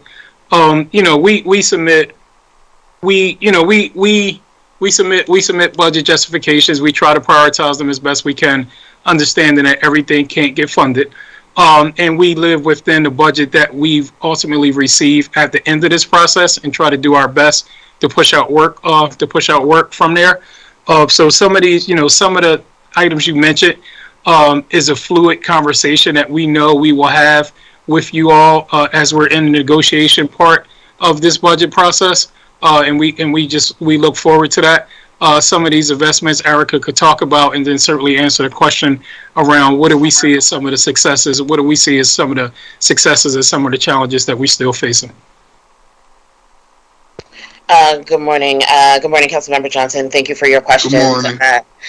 I think in terms of investments for grants, we know that standing up our grant program standing up any program, you kind of spend more money on the front end and then invest in the stability of it and continue the investments on perpetuity. And so that is kind of how we're looking at the grants is we're going to continue to invest in community organizations at a stable level year over year as long as we get approved for our community expansion grant to continue and sustain those investments to strengthen the impact of organizations and communities. As it relates to the other programs, it's just being able to expand the opportunities that organizations like or group or strategies like our group violence intervention and our community crisis intervention program, which we know we're looking to expand GVI in terms of staffing and in neighborhoods, and with CCIP we're looking to expand our providers and diversify for neighborhoods and really have those nuances to add to who we have as providers. I think that in terms of successes and challenges, I think our successes is really we are starting to build some momentum about awareness of what we are doing.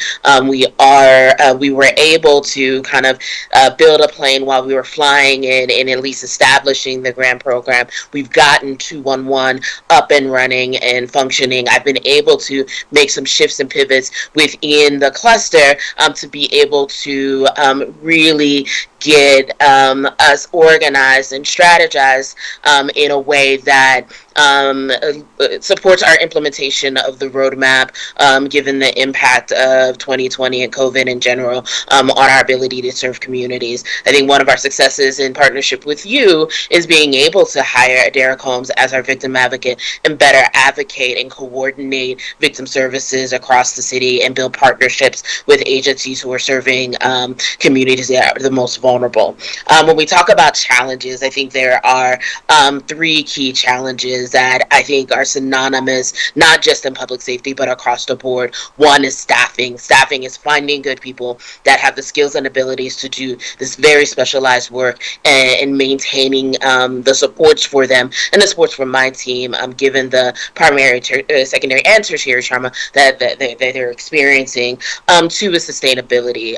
You all know me working in a number of administrations, and as we think about kind of moving forward and what we were moving into a new cycle, and we have to be cognizant of there will be a new mayor in 2 years, and so what is building that sustainability of what we know works in community look like, so we can continue that, so we can continue in community and govern kind of for people regardless who sits on what floor in what building. And then lastly is trust, and that's trust between us internal to city government and trust in community. Trust that we are on the right path. Trust that we take this as seriously as we need to, and trust that we can continue to stay on course. And we can't just throw things at community and at the wall to see what works. We know what works. We're investing in those things, including kind of the programs that I mentioned. We're going to stand up the Ready pilot before the end of the calendar year. We're continuing investments in our community organizations, and how are we trusted to maintain these investments and have the opportunity to show that they work. Now, I have one key area that was cut. I had questions about $500 plus $1,000 was cut from the Department of Public Health for violence prevention programs. And I know the administration on several different times talked about how addressing the issue of gun violence is a public health issue. And so how is it a public health issue when we actually reducing funds from the actual department that actually goes toward examining this as a public health epidemic? Can you elaborate on that for me, please? Erica, I'll take that. I believe, Eva, if you want to take it, that's fine. Go ahead, Eva. Good morning again. I'm hoping, expecting that's what you will say, Tumar, but council member, the health department was actually able to obtain some grant resources to assist with this program, the hospital-based violence prevention work.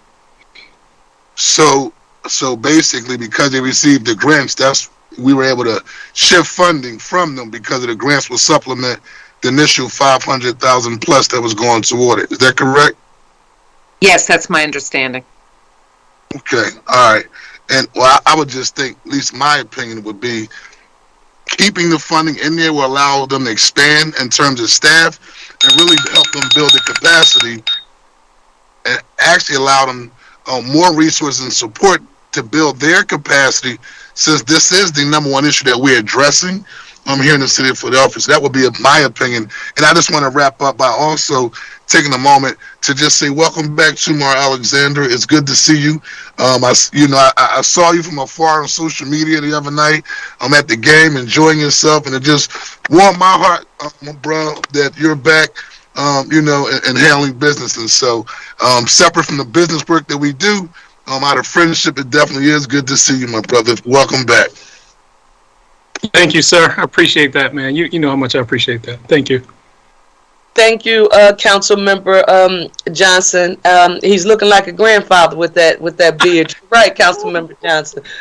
Chair recognizes Council Member Brooks for the first round. Then we'll start the second round. Thank you, Madam Majority Leader. I want to go back to the right to counsel and the questioning that Councilmember Gautier was asking. My concern is that the administration is not considering expanding right to counsel, the project, to more zip codes. And not only are we investing in keeping people in their homes, we're also ensuring that we are preventing people from entering a cycle of homelessness and living in shelters.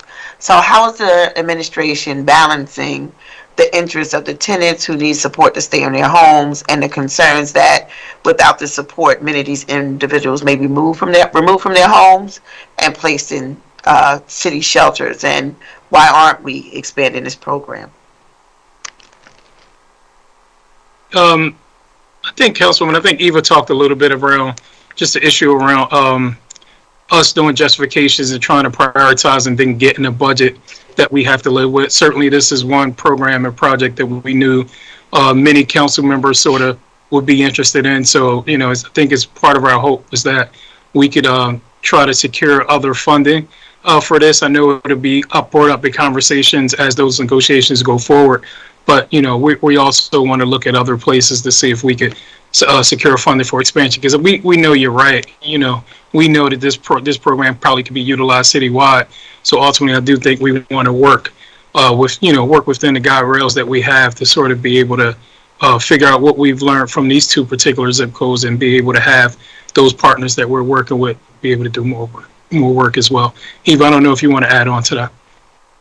No, that's what I would say. I think right now it's still kind of early days with the first two zip codes, so we're still learning and trying to go deeper into those zip codes, and the funding that's available will enable that to occur, which we're grateful for. But again, we look forward to more conversations with Council about this. Absolutely, because we've been referring so many people over to the services, and it has been really helpful in some, major pending eviction cases, and we would love to see that expanded. I have one quick question about the funds that are currently allocated to violence programs, and making sure that children and youth in certain zip codes where gun violence is the highest, like, where are we with that? And what does it look like towards this summer? I think Erica could talk a little bit about our part of that. I think you'll hear more as the Office for Children and Families sort of talk about summer planning. But we try to make sure that all of the grantees or the work that we do, the work that we're funding, is really concentrated in the areas with the impacts. And I think we do a good job at that. I think, as we see the situation sort of be fluid and sort of move around, we try to also forecast to those areas and neighborhoods as well. But Erica, I don't know if you want to add anything, and then certainly Vanessa and her team would talk through more in detail, I guess right after us, around summer planning and that work with those young people. Yeah, just really quick, for all of our grant applications, both targeted community investment grants and our community expansion grants, we list the neighborhoods that are experiencing that are the most vulnerable to gun violence and experiencing the most incidents of violence as our priority areas, and that is reflected in how we select our grantees. Okay, and my other question is in reference to Cure Violence, formerly called Ceasefire. that we replicated from Chicago in the 22nd district. And I was wondering, is it consideration to expand it to other districts where gun violence is the highest? And what does that look like moving forward? Sure. So, Cure Violence, which is a national program that utilizes an interrupter model, right now is based out of Temple University. We are talking so Dr. Abaya has set a table with all of our interrupter models that we are talking to, considering also as we are expanding our community crisis intervention program. As for note, our community crisis intervention program, our caseworkers there, our interrupters, are trained by Cure Violence. And so while CCIP is not a traditional Cure Violence model because of its cooperation with law enforcement, we do have our interrupter workers, our outreach workers, trained by Cure Violence International. And those outworkers are spread throughout other districts around the city?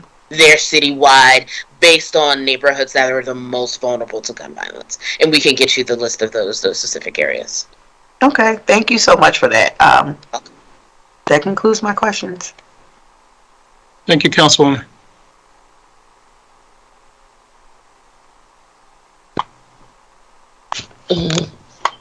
Thank you so very much. We'll start the second round, and the chair recognizes Councilmember Jones. Thank you, Madam Chair. I want to pick up where I left off in trying to find the answers to questions of how we're matching our resources with state and federal resources.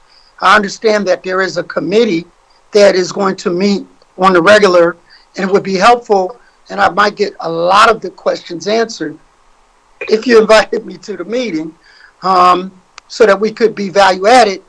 I would say my relationships with state reps and senators is fair to exception, and so that we can speak with one voice from City Council, from the mayor's team, and to the delegations at the state level. In specifics, how do we address some of our personnel needs both for the prison and the police department, by maybe come up with creative signing bonuses, incentives that might be complemented by what state dollars can do. What can we do to look at the rebuild projects that have increased in cost because of the 2-year lapse in inflation, and how can we get top-off dollars from our respective partners at the state level? How can we, I mentioned the Real-Time Crime Lab and others, but we could go through a whole list of opportunities where we can identify state partners, federal partners, and even philanthropic partners to more completely fund some of the things that the members have talked about. So specifically for me, rebuild would be a good starting point. And you mentioned the crime lab and specifics about that. But coming back, most important to me is driveways, alleys, lights. Those are essential pathways to keep our citizens safe. And I want to know how we can partner up at the state level to get these things paid for. Once upon a time, I know we can't go back to the good old days of actually providing curbs and sidewalks to the whole of the city of Philadelphia, but alleys and driveways are used by first responders, trash trucks, and others to getting back of some of our properties that are vulnerable because of lack of access. So let's start with alleys, driveways, street lights, alley lights for every alley in Philly.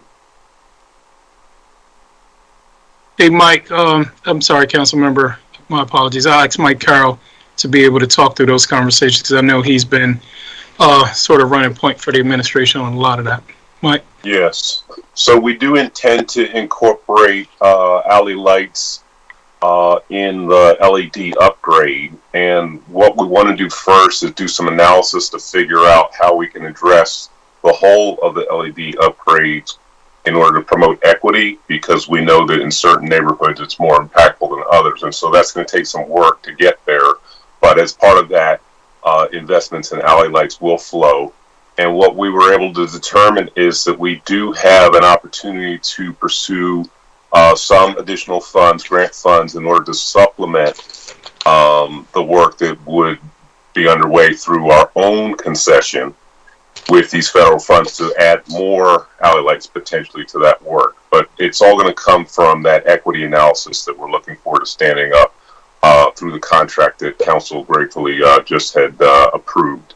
And so in the next year or so, we should have that document in hand, and we should be able to get going and invest in those alley lights. So hold up for a second.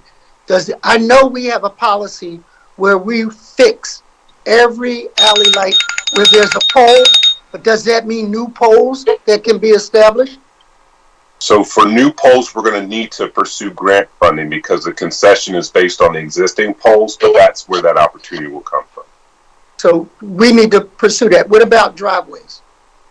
So driveways, I think we definitely need to have a long conversation about that. I'm understanding you guys are pushing forward some legislation around some of the related water infrastructure, the private water infrastructure. I think it might be worth combining those.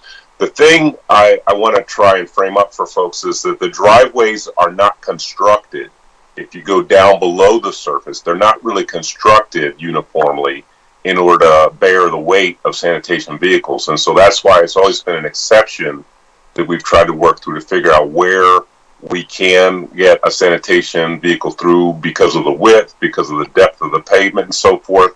And sometimes we've learned the hard way that, that truck doesn't really fit there. So it might ultimately come down to us figuring out whether the city would be, taking on that street, creating a street, a public right-of-way, where it's currently like a common driveway situation or alley driveway. So that's a pretty significant undertaking from the perspective of, city plans, and also kind of appropriating private property and making it public property at that point in time, as opposed to something where we have sort of an informal arrangement. Reconstructing the streets is also a pretty significant undertaking because you have to essentially rip the whole thing out. You need to relocate or reestablish all the utilities, the laterals and so forth that are associated with that. You need to put in a depth of concrete, and then, on top of that, you can do fresh pavement and other kind of surface treatments. So I think we need to have a pretty significant conversation about that. So in your thinking, you should look at low-hanging fruit first, where we don't have that infrastructure under there, where it's an easy repair and or pave over. Put that in a category, and then graduate up to more difficult projects that require greater resources. But for hundreds of thousands of homes in the city of Philadelphia, not being able to drive down a driveway, not being able to, in a case of a fire, get out of an alleyway is a public safety issue. And we're not going to get this kind of assistance from the federal and state governments in our lifetime. So we need to be thinking big. We need to be thinking impactful. And if we can match our dollars with state and federal dollars on these issues that require a massive amount of infusion of capital, now's the time. Okay. So I'm going to yield again, and I'll wait for round 3 to get the other questions answered. Or, Tumar, you can reach out to my office and invite me to the discussion where I can... Yes, Council Member, well noted. Yes, sir. All right. Thank you very much, Madam Chair. Funny. Thank you, Councilman. Thank you. Thank you, Mr. President. Thank you, sir. Thank you, and thank you for bringing up the issue with respect to lighting. I think that will be the responsibility of the Energy Authority, that department that received a proposed cut. Well, obviously, given the importance and significance of the Energy Authority's work, we obviously will have to have more conversation around that particular issue. Real quick, and had to jump off to take care of some other council business real quickly. Councilman Park, I see you're ready to go. I'm just going to call the rest of the members. I'll come on at the end of the second round.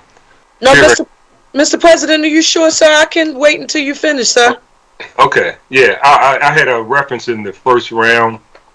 This issue, I had sent a letter to Otis acknowledging the need to have a strategy around bike lanes and pedestrian bump outs and all the other very important person-friendly initiatives. But I was concerned that I didn't see the same level of strategies around this ever-increasing parking issue. We referenced the fact that the housing market is at an unprecedented level in the areas that you never thought you would need a residential permit parking sticker. You now have them because of these. The zoning board has approved all these multifamily units right in the heart of neighborhoods. And we had a a meeting not too long ago over in a part of my district, Fishtown. And Frankfurt Avenue is blowing up, and it's a good thing. Restaurants, shops, it's awesome. But at the end of the day, there's no parking on Frankfurt Avenue, so people park all in the neighborhoods. So I'm just going on the record.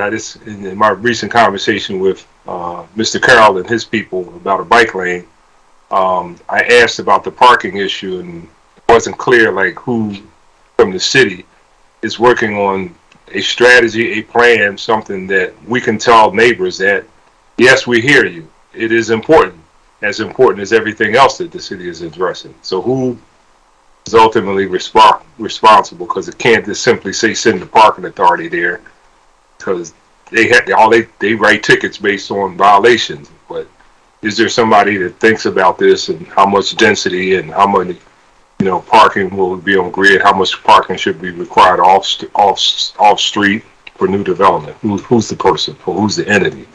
Yeah, I think I know Council President Mike sort of gave me an update on that conversation that you all had at the meeting. And Mike, correct me if I'm wrong, but I think ultimately it'll come under Otis. But I think we need the partnership with folks like the planning and development folks as well. And Mike was going to convene those conversations. Mike was going to begin to convene those conversations, because certainly it's not just let's call parking authority or let's bring them involved. I think it's a multi-agency approach. And Mike was really articulate to me about wanting to start those conversations after the meeting that he had with you and your staffers around that issue. All right. Well, thank you. And could you make sure that you bring in staff from city council or members of council? This is an increasing problem, and it's not just Center City anymore. It's all up in the neighborhoods. 29th and Jefferson, right? Who would have thought, right? So, all right. Well, thank you. That's it for me on this one. Chair recognizes Councilwoman Parker. Thank you, Mr. President. Director Alexander, I want to go back to those quality of life issues that we talked about earlier, and I want to go to this issue of illegal tractor-trailer parking in residential neighborhoods. While I'm talking about this, I want to give a special thanks to Streets Commissioner Carlton Williams, the administration, the law department for working with us on the legislation to clarify and some of the technical definitions and terms and conditions regarding the illegal dumping and those violations, while also revising the penalties for illegal dumping. Now, in this legislation that we developed, we've been working on this issue for well over a year and a half for the benefit of the viewing public. By state law, we have a maximum number of allowed fees and or penalties allowed for dumping in the area of dumping without a car. That maximum amount was $2,000, and then with the vehicle it was $5,000. But what we did in this legislation that we worked on is said, while we can't change the state law, what we can do is assure that every piece of large debris that is dumped illegally in our community, that now can receive the maximum amount. So we're going to try to hit these irresponsible folks that think our neighborhoods are trash dumps and catch them. And with this in mind, Director Alexander, I want to ask you about these tractor trailers. I mean, it's getting up there like with the cutting down of dead and dangerous trees. That we get requests from neighborhoods, and special thanks to Tasha Chalmers in my office. She knows these folk. They are not people coming from other neighborhoods or the suburbs parking in our community. They are people who come in to see their mothers, their families, their friends. They're going to stay a while, and they're just going to park there, even when they see the sign up saying no, tractor trailing commercial parking allowed. One of them, and I won't name the name of the firm, but was really clear. He said, look, I'll pay the fine.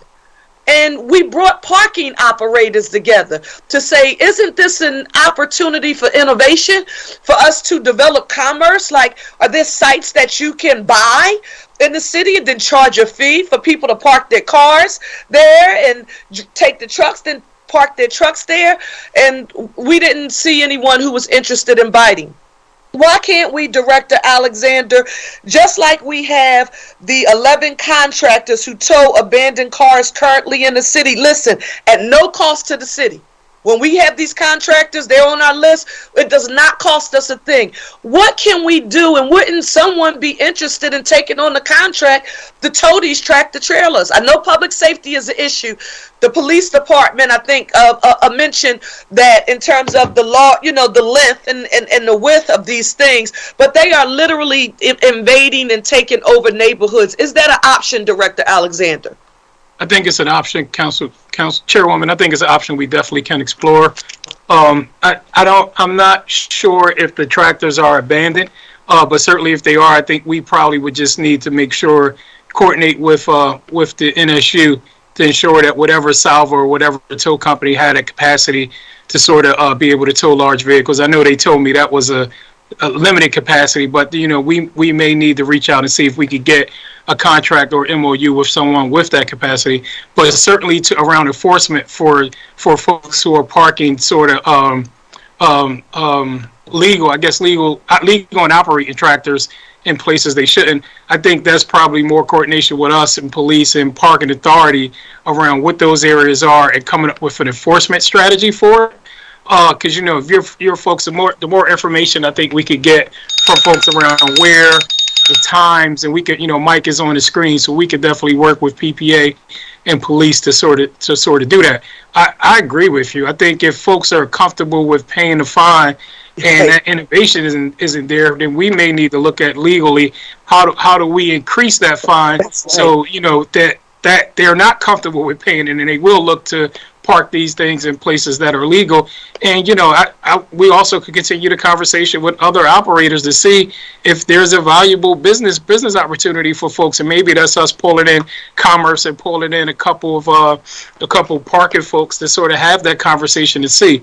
But I think I think that in totality, I think that's a way we could sort of combat the issue together. No, and so, Director, I want to thank you for that response. I look forward to being a part of that conversation. Talk about a public safety hazard right on corners. People pull up. They can't even turn to see oncoming traffic. And I felt the same way you did, the way you just communicated it. That's how I felt when we heard the operators say to us, listen, we will just pay the fines. They didn't shirk about it. We said, oh, well, if the fine is that lightweight that you say, listen, I'll come and park here for 2 or 3 days, despite the fact that they taking up 10 parking spaces in a residential community, then we need to get the law department to help us figure out how do we hit these people in their pocketbooks, because for some Director Alexander, that's the only way that they will stop that behavior. So I look forward to a comprehensive interagency, even private sector conversation to figure out how we develop a solution, but people shouldn't have to live with this. Thank you, Mr. President. Thank you, Councilwoman Parker. And Mr. Alexander, Mr. Carroll, while you're looking at that, if you can have whomever look at 33rd and Diamond along the Carter going into the park next to Mander, that's like a daily location where they just park the trailers and leave them. So thank you. Chair recognizes Councilman Thomas.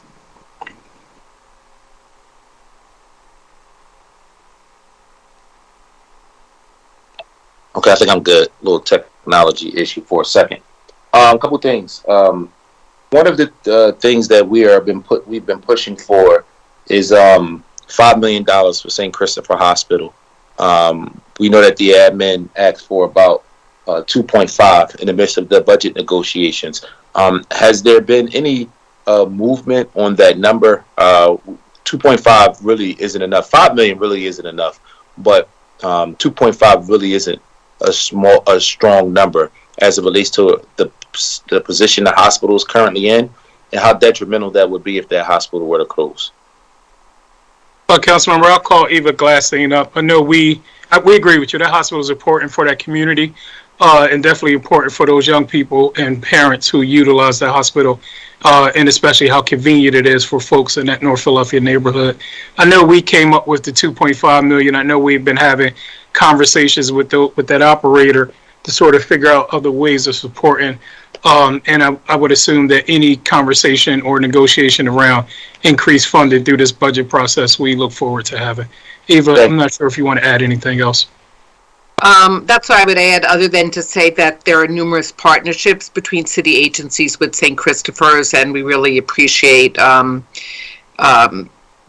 their work, particularly the Center for the Urban Child, but I know behavioral health is working with them right now on some really exciting partnerships. So I think as we look to what level of support will be appropriate, we'll do that through negotiations between council and the administration. Thank you. Myself, Councilmember Sanchez, was a district council person, as well as Councilmember Bass. We hosted a conversation around this so our colleagues understand what's going on and the impact this has. And I'm hoping that this is another example of us stepping up to the plate and doing what's best for the constituents of Philadelphia. So thank you for that. The hit and run technology. We were told last year in our budget that that Captain Overwise would get the technology that he so needed to be able to address the hit and run catastrophe in this city. Has he gotten that technology? Councilmember, let me call up if she's still on, and if not, I'll get you an answer shortly. I know we funded it, and we gave the funding support over to police department to purchase that. I believe there was 2 or 3 units they were purchasing, and they were purchasing it all as a group. Deputy Commissioner Coulter, any updates on the timing of that purchase, or if that purchase is going through? Yes, it is in the works. The funds have been encumbered. They're just waiting for it to be delivered to us, so we should have it. I mean, it's been purchased. We're dealing with a lot of the same delays and supply chain issues, but there's no problem with the funding. And as soon as the manufacturer can get it to us, we will have it.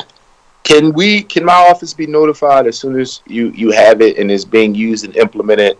We know a lot of families who've been victims of hit and runs that we would that they would consider this a huge victory for the city of Philadelphia in memory of their loved ones. If this is something that we are able to accomplish and then be able to show a dent in the amount of people that we actually catch who commit some of these horrendous crimes. Councilmember, I think we certainly can do that. Thank you. Absolutely, sir. Thank you, Deputy Commissioner. Appreciate it. The last thing, and I promise I won't come for a third round. Council President actually talks a lot about traffic officers and where we are with traffic officers. Clearly, with the driving equality bill, we've showed a vested interest in motor vehicle code stops, traffic enforcement, traffic violation, and how we handle that. I'm wondering 2 things, 2 separate questions, both around the same issue. Number 1, where are we with our traffic officers, and what is the timeline for them to be in place? Number 2, Managing Director, you and I had a conversation about this, but it never actualized. And I'm wondering, what are your thoughts and the administration thoughts on us creating some type of enforcement task force that looks at how we enforce motor vehicle code violations and how we can begin to rely on technology in an equitable way, to rely on technology to be our mechanism to enforce minor motor vehicle code violations. Hey, Councilman, I'm going to ask Mike Carroll to talk about, so I'm going to take your questions in reverse order than you gave them. I'll ask Mike Carroll to come on and talk about the technology piece that you just referenced. But as it relates to the public safety enforcement officers, I've mentioned at the onset of the 5-year plan hearing, sort of as an update. So we created the job specs. We put out a job notice on the city website and through civil service for that. We were issued a sort of, I wouldn't call it an unfair labor practice, but a letter from the FOP basically saying that we didn't have the authority. These were bargain jobs that their units are performing. We paused that process to be able to go through this Act 111 arbitration hearing process. I'm waiting for that date of that hearing. I suspect it'll be sometime in July, which was the dates that we both threw around to our outside counsel who's going to support us on this. I do think at that time we'll put on a case, accurate and hopefully an effective case on why we believe public safety enforcement officers don't infringe upon the police ability and why we need the program. We have we began as a part of being able to want to do the operations on putting the structure together. We'll continue to utilize that work. The funding for public safety officers will remain in our budget. It's in this current year's budget and will be in next year's budget. So once we are hopefully successful in that arbitration process, we're able to just turn on a button and start hiring those folks and putting that program together with the public safety officers, including the supervisors, and within that structure. It will be housed in the streets department, similar to what we're doing with the crossing guards. So we envision that as being a whole entire unit with that support, administrative support of streets in that structure. Mike, do you want to talk about the technology piece? Yeah, so thank you, Councilmember Thomas. We would be very happy to engage with you and figure out what that engagement should look like on the subject of using enforcement technology. We are big advocates for automated enforcement, and for all of those listening in, we would like, if possible, to begin to ramp up the advocacy at the state level to continue the automated speed enforcement that we see on Roosevelt Boulevard, which has been very effective.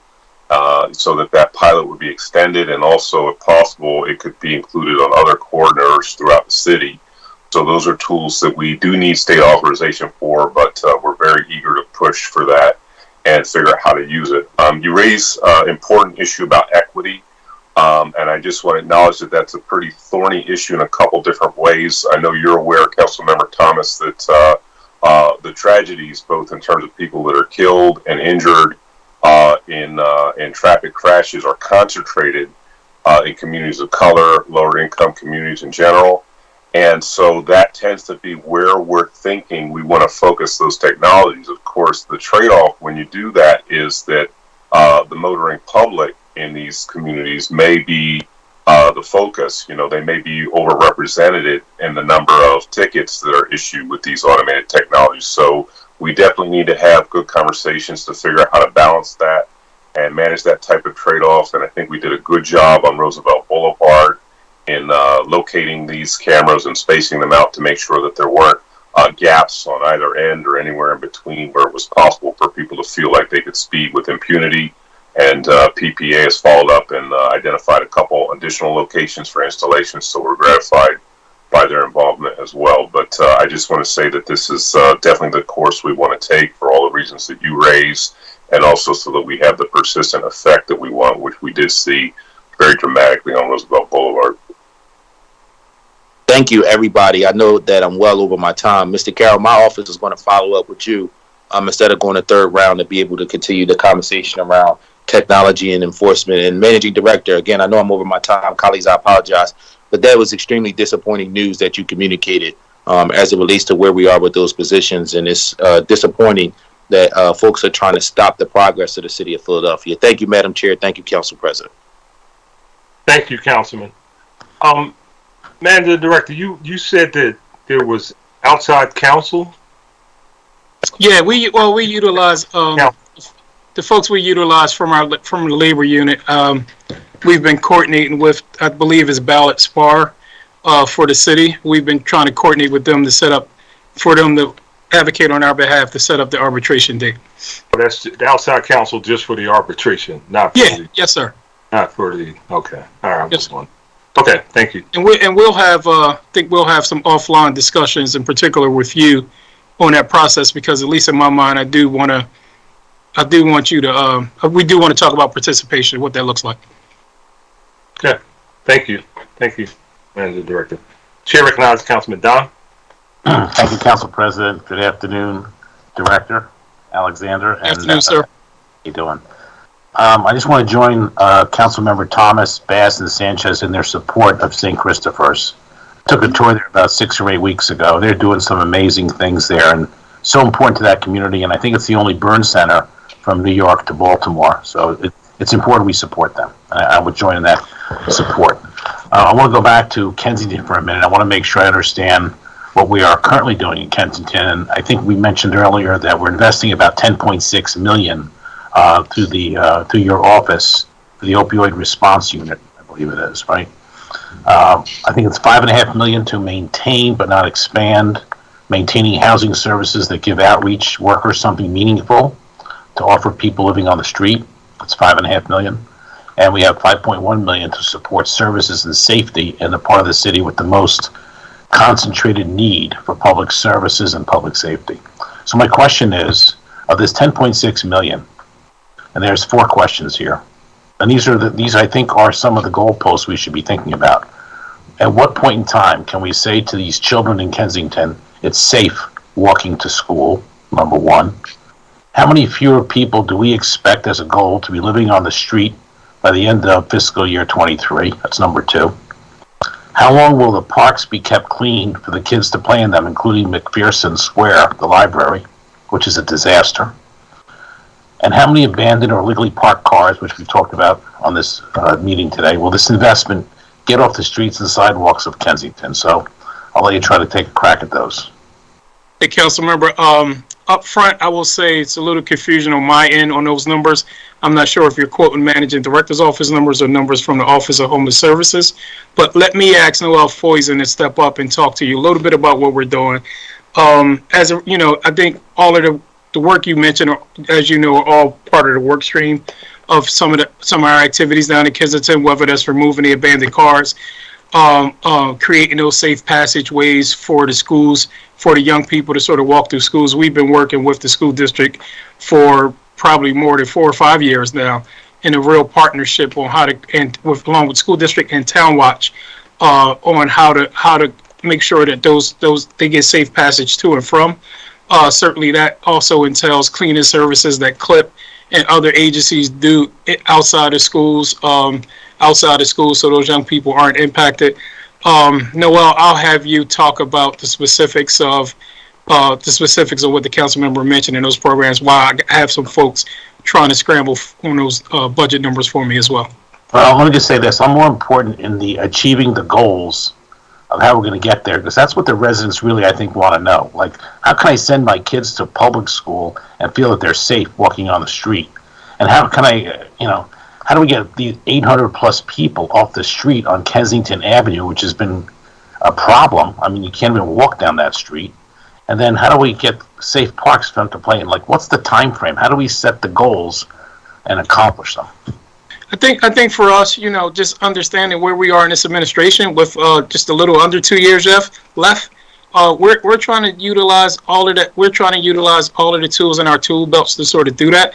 I can't look into a crystal ball and say to those folks as much as I want to, because I'm invested on what they're going through in that neighborhood, and understanding that we as a government have to do our duties in order to clean it up. I can't say it'll be, I would love to say it'll be tomorrow. I'd love to say it'll be next week.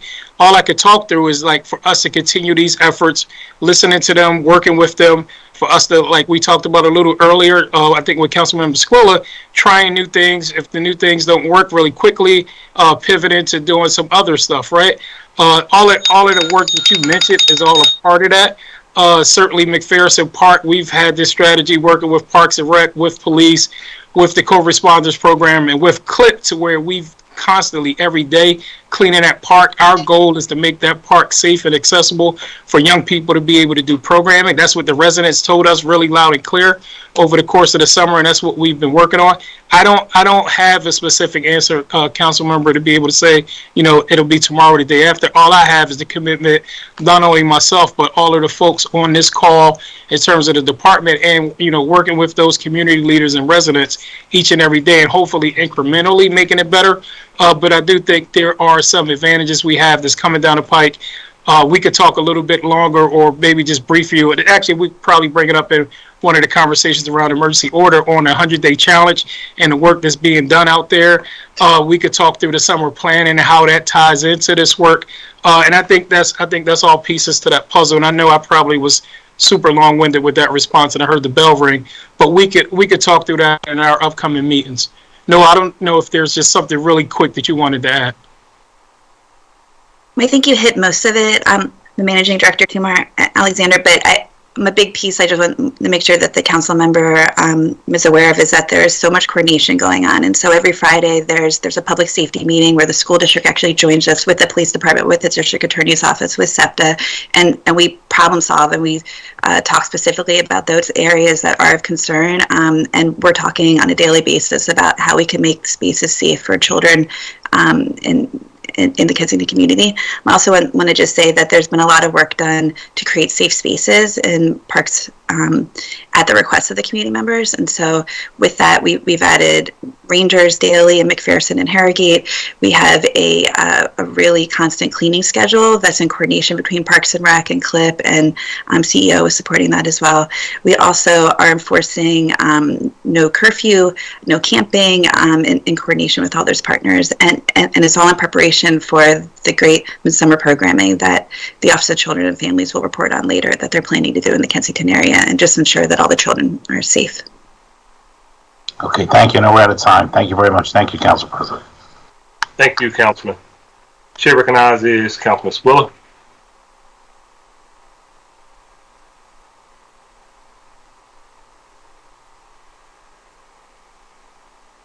Councilman Swiller. All right, we'll come back. Chair recognizes Councilwoman Gilmore Richardson. Thank you. Thank you, Council President.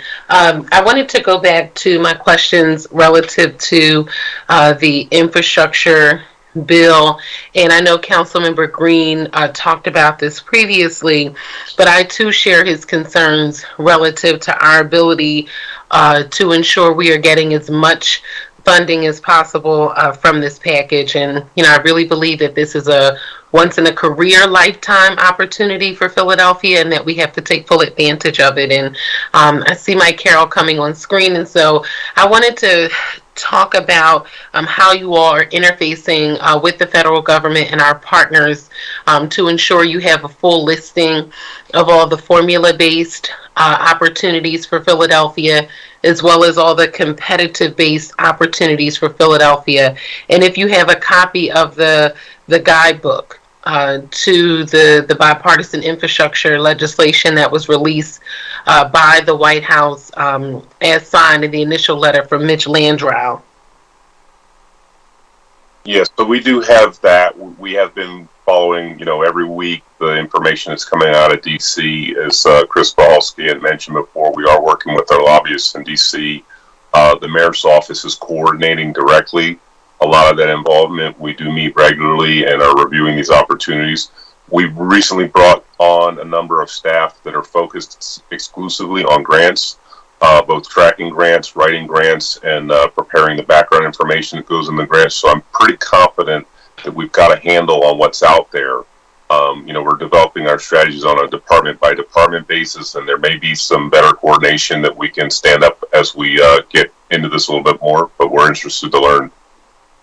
Yeah, well, and that's what I'm really requesting is to get the information and really a listing of all of the funding opportunities that you all have applied for thus far, all of the opportunities that you have identified that we can apply for and or that we're eligible for. And if you all will be working closely with the Office of Sustainability in particular on a number of the projects to ensure that we are moving closer to our carbon neutrality goals as established by Mayor Kinney. Yeah, so we're able to provide you that. Certainly, we'll work on pulling that together, and the Office of Sustainability is integral in all this work. There are some grants that they've gone through and applied for recently since the legislation was passed, and we're trying to figure out how we can staff them so they can maintain and increase their focus as well in coordination with the rest of the administration. Okay, and that'll be, I think, key and important because they have to be able to interface with other departments, but also we can't depend on them to have every single answer. I will tell you that for years that has really set a nerve off in me because we can't depend on the Office of Sustainability to be the only ones committed to the important work we know we have to do across government to achieve a number of the goals that this administration has set forth for Philadelphia.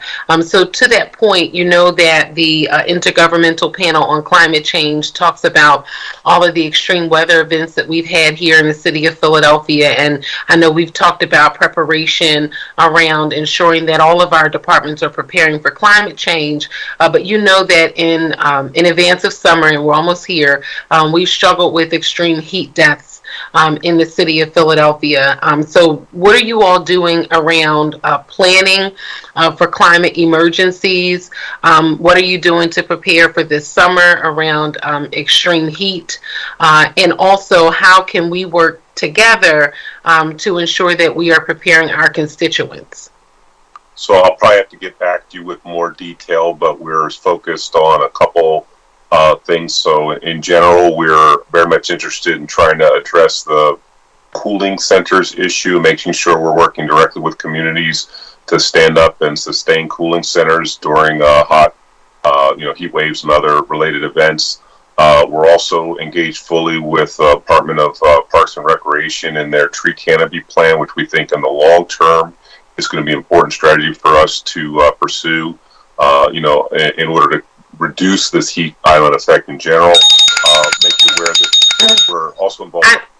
I knew that was going to happen, and on the second round, we have a short amount of time, so I just want to get these last two questions on the record, and if you could submit a response to Council President Clark, that would be extremely helpful, because CP, I want to honor the clock, and I don't want to come back on the third round. So really quickly, if you could just give us a response to that, particularly for preparation for summer. I know CP usually does a program around cooling in his district in particular. He's done that for years. But also, if you could give us an update on the Environmental Justice Working Group and how they all, are coming along, working with some of the city departments. In addition to that, I've heard this on a hearing from last week, and I just wanted to know, does the MDO intend to bring back some semblance of the zero waste and litter cabinet, something that's sort of, a coordinated whole government approach to waste and litter. And if you could submit that to us. And then lastly, again, a list of those opportunities that you have identified, the ones that we've already applied for, and the work that you're continuing to do on a more granular level around the infrastructure package, okay? That I think will be important to what we're able to do and supplement some of the work we know we need to do. And I know we have one through one department that will soon be announced. We sent over that opportunity some time ago. They bid and they were successful, and so that'll be about $2.1 million coming to the city. I know we just sent one over to the school district around water, so we just submitted for that. So I just want a listing of what we're going for and what we're planning to go for and how we're going to work together to ensure we get all those applications done, even if it goes to other partners like the school district and others. Okay. All right. Thank you. Thank you, Council President. I'll submit the balance of my questions for response to your office. Thank you. Thank you, Councilwoman. Chair recognizes Councilwoman Quinona Sanchez.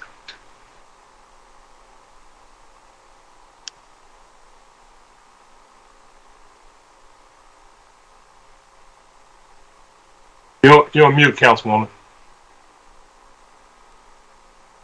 My apologies. Thank you very much. I'm sorry I'm getting late into the conversation. Tamar Alexander, good afternoon. I want to start off by saying that I am anxious to get drug court going, and I appreciate all of the work that your unit has been doing, and I know we're working to make sure that the the courts, as well as the public defenders and the DA's office and everybody that needs to be funded and coordinated for the drug court so that we can get up July 1st. Get that up and going. So I wanted to thank you for that, and just let my colleagues know that we still have some gaps in how do we get drug court up. And the reason that is important, because nothing is going to change year 5 of Kensington until we have different policies. So I want to talk about the policy decisions the administration makes that leads to the consequences that we all see visually in Kensington. So I'd like to ask for an update, and maybe this is an Eva question. One of the challenges and one of the reasons Kensington is been, this containment strategy has been a failure is we were distributing 5 million needles from Kensington. There was a request made by the civic groups 2 years ago. There was an agreement that this was a citywide problem that was being managed through Kensington. Can you please report out what is the status of the needle distribution in Kensington right now? Good afternoon. Good afternoon, Councilwoman. I believe that the distribution in Kensington now is 2.5 million needles, not 5 million. And I do want to note that there are 10 mobile sites where syringe distribution occurs throughout the city. So it is not just a service provided in Kensington. Can we calculate the amount of money that we are spending in collecting and cleaning the needles, right? One of its biggest challenges, and the reason why no one should make a policy decision to distribute 5 million needles in one neighborhood for a citywide challenge. How much money are we spending in the collection of those needles, which clearly is not enough in Kensington, because that is one of the biggest challenges for the civic and the neighborhoods? We can certainly get that information to you from the known services. I will say that despite, I know, the concern and the reality of the number of needles that do appear in the neighborhood, the collection rate is actually high as compared to other communities. But there are a number of programs, and we can look at those. Beyond Prevention Point, the needle kiosks that are supported by the health department, several other programs, the KIND program through Impact Services, and several other health department programs. So we can calculate that and get that back to you. We need that. So if you make a policy decision, and now you're reducing the needle distribution from 5 million to 2.5 million, what does it cost to collect those? And that is important, because I think we can all agree that the needle collection in Kensington is not sufficient, and that is one of the biggest complaints we get. So I'd like to get that number. I think we need to be transparent with the community, because if you make a policy decision about distribution of 2.5 million, then you have to have the same adequate resources to make sure that we're cleaning it. And telling Kensington residents that their rate of cleanup is better than other neighborhoods is not an answer, right? That's because they're gonna counter you on that. So let me continue along that line. When we set up Beacon House, which has been a success, the Beacon House at Episcopal Campus, can anybody report out how many people were actually moving as opposed to just placing and keeping them in Beacon House? What is the number of people that have transitioned through Beacon House? Dave Holloman from the Office of Homeless Services is here, and I'll see if he has that information, and if not, we'll have to get it back. We'll keep going on. Yes, he can report. Well, Dave is here. If that, Dave, okay. Are you able to answer that right now? Yeah, hi, good morning, Council and all elite Council. So every year we move out a portion of the folks that are at Beacon House. We can get this number back to you in writing to make sure I want to give you an accurate answer on that number of folks that have moved out for this year. Yes, please, and then compare that to other units. I mean, one of our challenges is, again, when you make a policy decision to like 800 people live in Kensington, and we only have but 50 or 60 beds, how we're moving those beds becomes part of, again, a policy decision about, are we going to create opportunities for everyone, or are we going to say until we have 20 Beacon Houses, Kensington is going to continue to have all those folks? So that's very important. Obviously, everybody saw the tragic accident that happened last night. All of you heard the testimony when SEPTA came forward, and there is a need for better coordination with SEPTA, with the tragic situation. I don't know how everybody didn't wake up outraged that at 2:45 in the morning, there's 20 or 30 people on the sidewalk, which is why 2 people got killed. Who else is outraged that we're in that situation where at 2:45 in the morning, someone crashes into the SEPTA building and that there are pedestrians on that sidewalk who then get killed? Yeah, Councilwoman, we share that outrage, and wanted to working with SEPTA, on a couple of different fronts. Certainly, their public safety folks is a part of that team that Noel mentioned a little earlier, and I know even her folks have begun working with them to try to support their co-responder program and try to come up with ways of getting that program sort of funded through state Medicaid or Medicare. If I'm incorrect, Eva could correct me. Medicare payments and setting that structure up to support that work. But I agree with you. I saw the notice on that, and it's sort of at times there are many things that sort of makes me wonder what the heck is going on, and that seeing that accident and that impact was definitely one of those moments. Well, I know that there is a follow-up meeting at the request of SEPTA with the civic groups that is planned. And, this is year 5 of Kensington. What we've done has not been enough. And, I've been very grateful to SEPTA for their system challenge that has worsened after COVID. But we continue to have, the SEPTA system become the place where people are loitering. And we need to have safety, and we need to at least agree that the entrances to SEPTA stations, particularly in Kensington, are going to be safe for our young people and for the essential workers who don't have an option but to use the SEPTA system. So, we're going to request a little, that we think a little bit broader around how we do this. Last year, we talked about a lot around, and I'd like to get an update to the memo, Tumar, that you submitted as part of this budget around all of the investments in Kensington. And last year's number was about $138 million.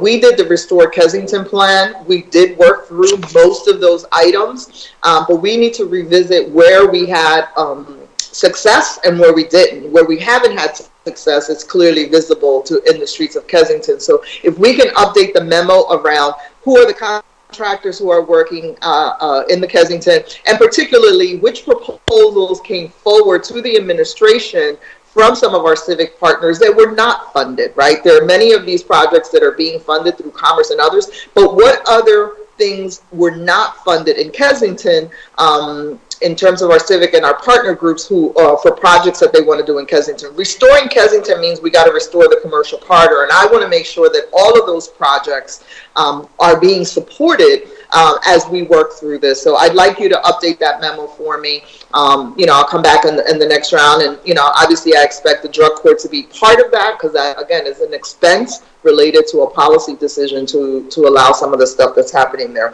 Thank you, Council. I just want to acknowledge, I know Councilmember Squilla and Councilmember Dom have brought up these issues, but this is a citywide problem. It's a citywide problem. It is not Kensington's fault. This is policy-driven creation. When we allow what happens in Kensington to happen, and then nowhere else in the city would it be tolerated. And we got to own it, but this budget has to reflect the fact that we now are going to do something different. This is year 5 in Kensington, and we need folks to understand that what has happened to Kensington is a neighborhood that has shouldered the burden of an opioid crisis that is citywide. And they have had to shoulder the burden of that. So I want to put that on the record. Thank you very much, Mr. Chair, and I'll come back for the next round.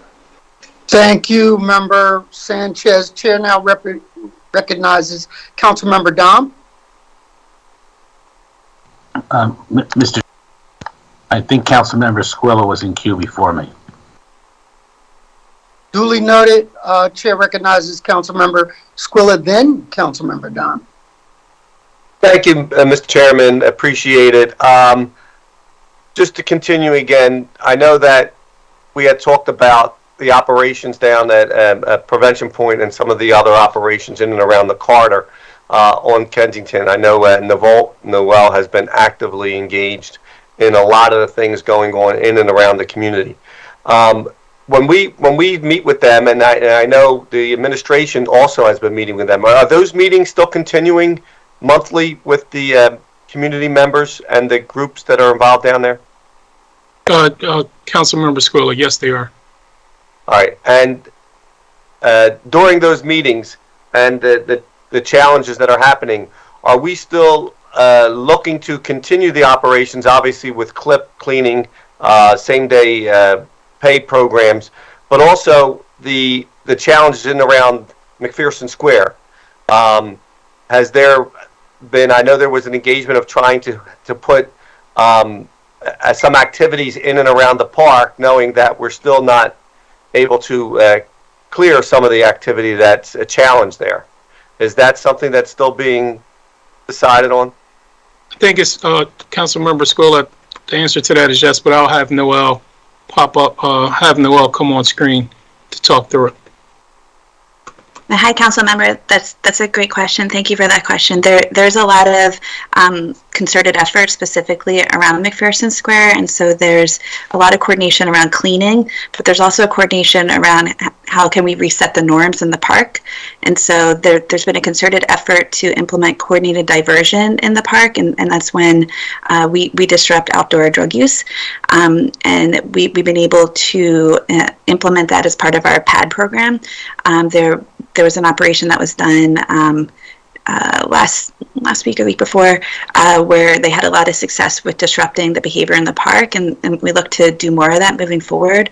Additionally, part of the cleaning that CLIP has been doing at McPherson Square, every Wednesday they also clean the perimeter, and so including the streets and the neighbors' sidewalks as well. They're doing a lot of sanitizing there.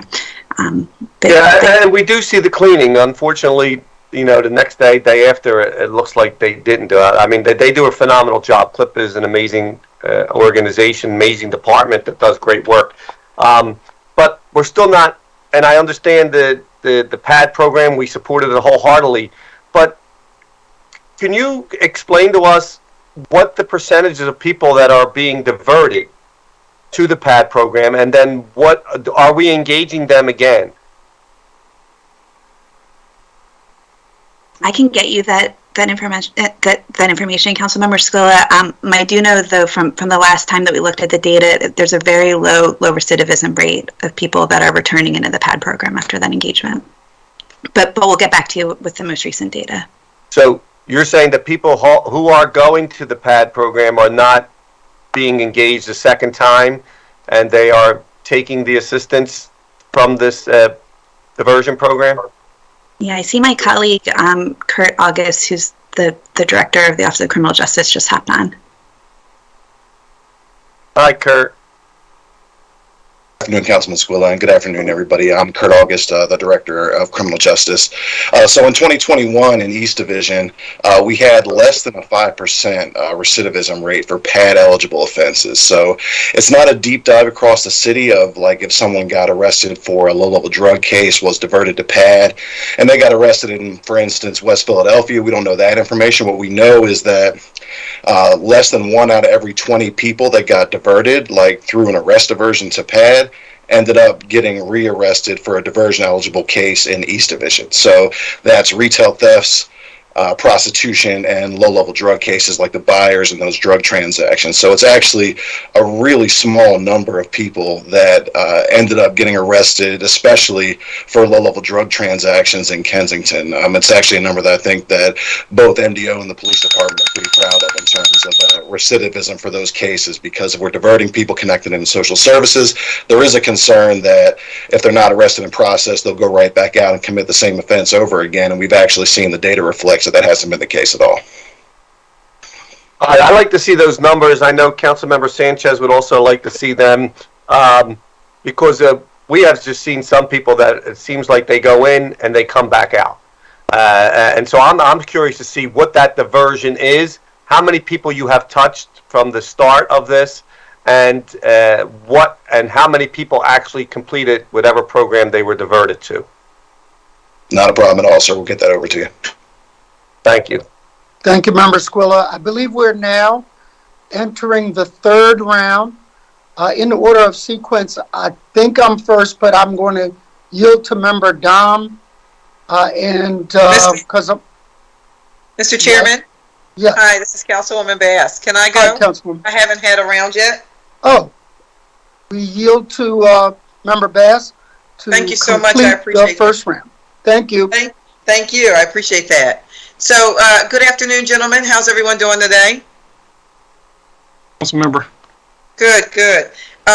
So I've been listening intently to the conversations that we've been having this morning. And, you know, there's been some really common themes that we've had over and over again throughout my term in council. You know, there's not a whole lot that's new here in terms of some of the issues that we've been dealing with. And I know that you, Mr. Alexander, have been around in various administrations for a little while now yourself. So I know that none of these things is new to you. But I did want to talk just briefly about the managing director's office and the structure of the budget itself. And the fact that, you know, when we, every year, you know, we see a significant amount of funding that goes into various departments' budget for Class 100 funding, to do hiring, to increase hiring, to fill vacancies. And yet, every time we come back, we're still at the same point. And I'm wondering, does the managing director's office have a role in addressing this issue? Is there something that you think that the managing director's office could do to help spend down these dollars, increase the staffing, and get the services to the people of the city of Philadelphia? Yeah, we absolutely do have a role in helping to support those departments, and certainly we try our best to do that. Sometimes that role is for, quite frankly, the managing director's office to be the bully as it relates to like if there's things we need from departments that's higher up. So, for instance, you know, trying to support prisons and their hiring, you know, here and trying to come up with working with OHR to sort of increase the frequency of the list that we put out for support, trying to work with them around efficiencies regarding some of the processes that goes into a list. So, for instance, you put a list out, say, and I'll just say, using as an example for correction officers, you know, traditionally pre-pandemic, we would get, the department will get a certain number of individuals off of that list for them to be able to reach out to for orientation and interest. You know, some of the things we've saw is just looking behind the sort of curtain on that to see if there's better efficiency we could get. So right now, for most of our departments that are having hiring challenges, they're getting that list more frequently. They're getting more people off of those lists. So you know, there's no longer sending over like 50 or 60 or 100 names at a time, sending over a few hundred. So we could more quickly and more rapidly go through those lists and figure out who all are interested and who's not, and almost exhausting those lists so we can sort of put out a new opportunity for folks. That's conversations I'm involved in. At times, their commissioners will come and say, you know, around conversations around maybe financial support they may need to do something differently as it relates to hiring. We try to work on those and try to help power solutions on those. A lot of work has been done. In particular, I'm talking about prisons right now. A lot of work has been done trying to help Commissioner Carney with those challenges. Right. And it's, you know, I'm not only going to say it's just from the managing director's perspective, because at times we've had to pull in other departments outside of the managing director's office, mention OHR, sometimes it's law, sometimes it's finance and budget, and trying to come up with different things and different ways to incentivize not only the folks that we have currently working, but to incentivize sort of how do we get new folks on board.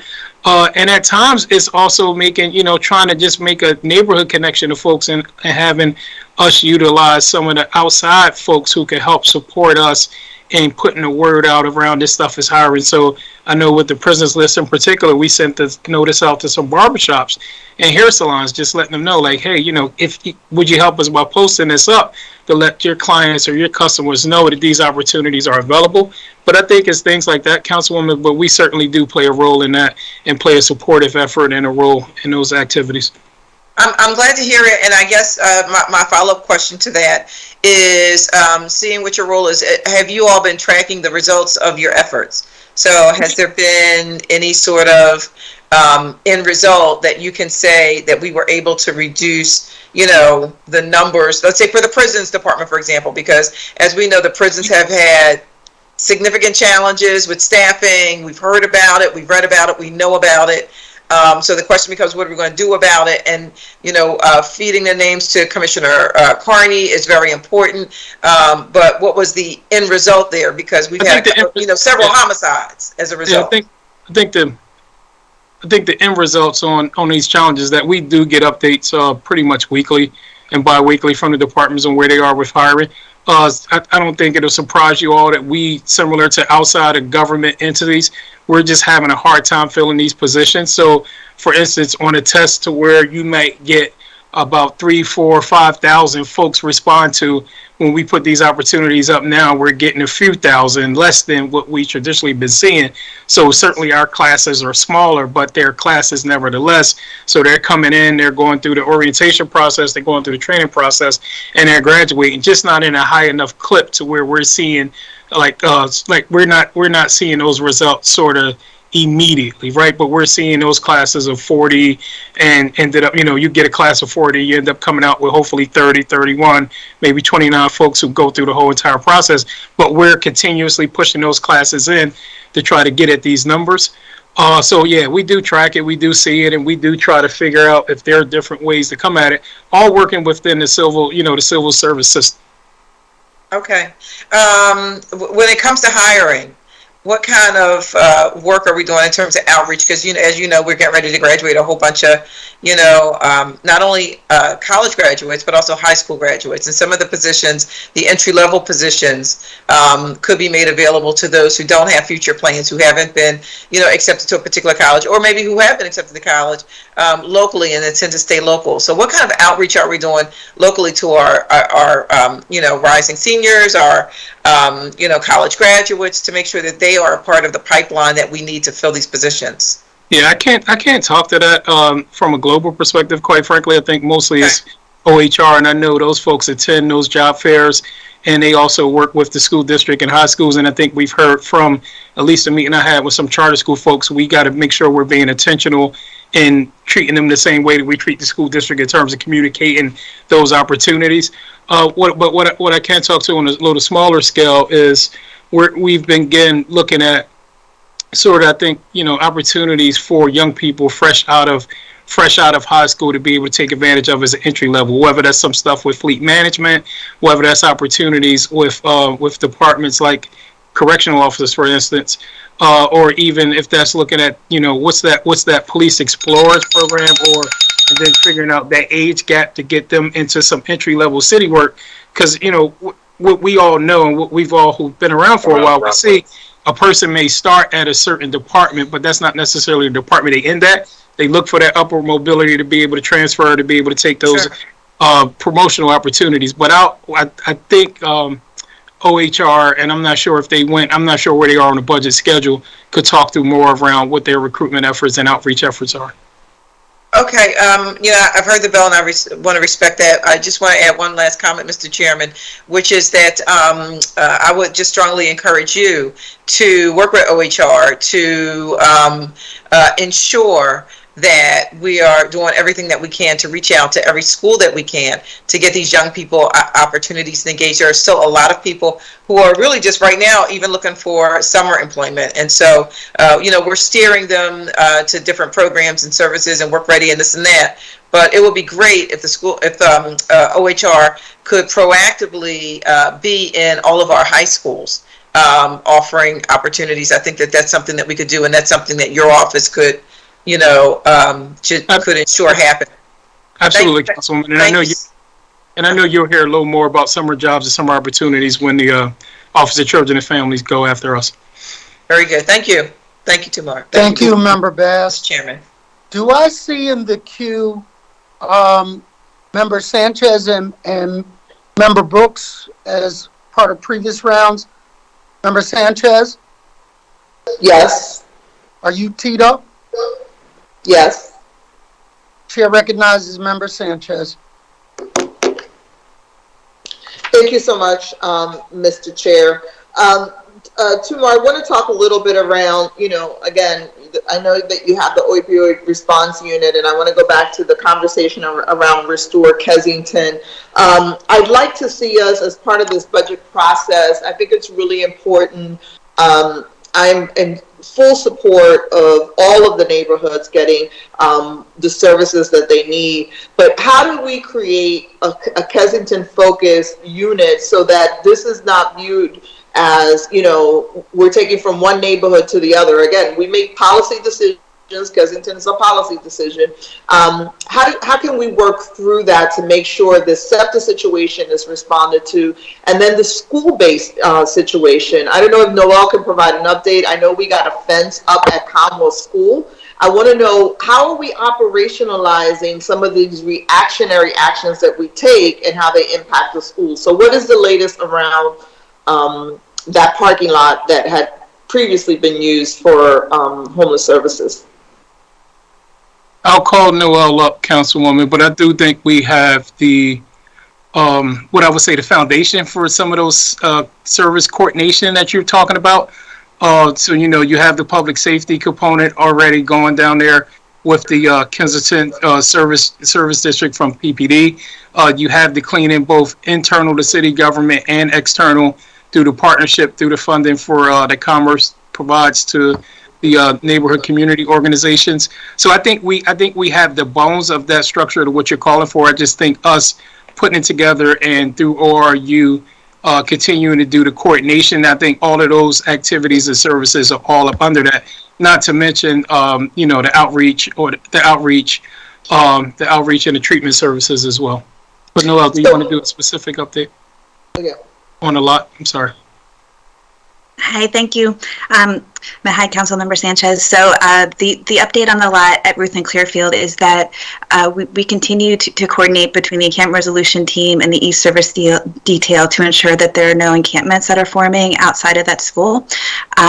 In addition, we've been working to get the lot fenced, and we also enforce within the parking lot parameters, no trespassing, and we have no trespassing signs up as well.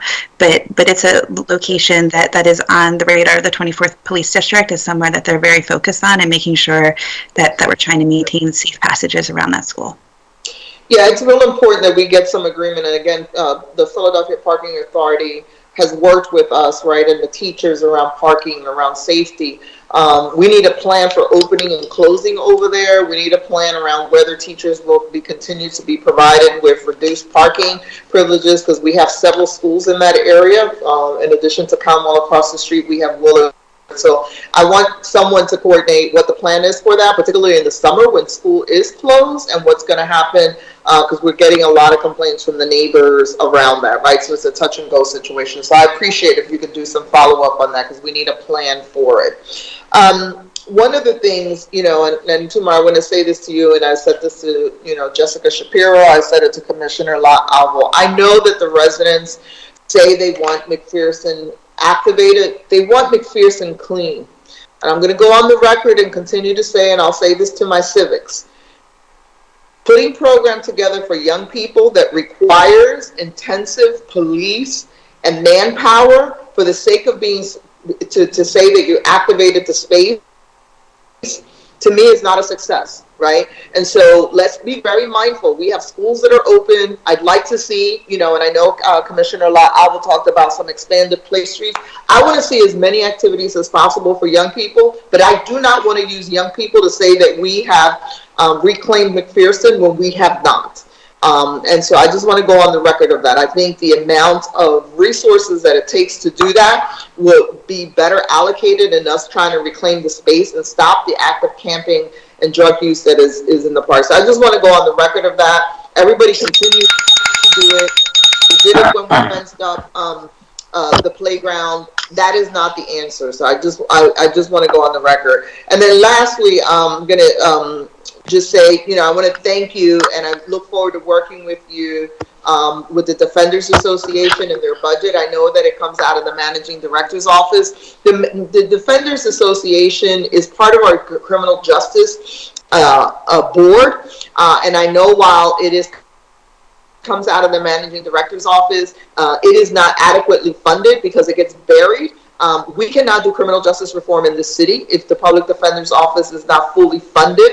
And I think the inequities that they so eloquently stated on the record need to be addressed. We can't have a budget where we have a unit, particularly with that is overwhelmingly African American, with people who qualify for SNAP and other benefit programs. And so I just want to go on the record. I appreciate it, and I know you support it. I know you have a lot of priorities within your portfolio, but this is one of those things where we absolutely have to stop the disparity for a group of folks who are such an important part of criminal justice reform and the work that we're doing. I know that, we highlight the DA's office, drug court. We can't do nothing in public safety without the defender's office. And so they have to be properly funded. And I just want to put that on the record. I know you support that. But since we're talking about the managing director's office, I want folks to know that it is a huge disparity, an unacceptable disparity, and one that we need to resolve this year. Thank you very much, Mr. Chair. Thank you, and I look forward to continuing those conversations, Council Member. Thank you. Thank you, Member Sanchez. Member Brooks, are you teed up still for this round or a previous round? I don't hear her, so we'll... Mr. Chairman, I'm sorry, did you just call my name? No. Oh, I'm sorry, sir. No, Madam Leader. You are in the third round. And so in that order, I was supposed to go first, you're second, and I believe Dom is third? Dom is second. Dom is second, and you're third, Madam Leader. So I have a quick question, Managing Director Alexander. What is our, and it's a slight shift from what I've asked before, what is our anti-poverty strategy for the city of Philadelphia, and how does that connect with also state and federal funding? And I know there's a good answer for that from CEO. Yes, sir. I will call up Executive Director Mitch Little from CEO to begin that conversation. Thank you, Councilmember Johnson. Thank you, Managing Director.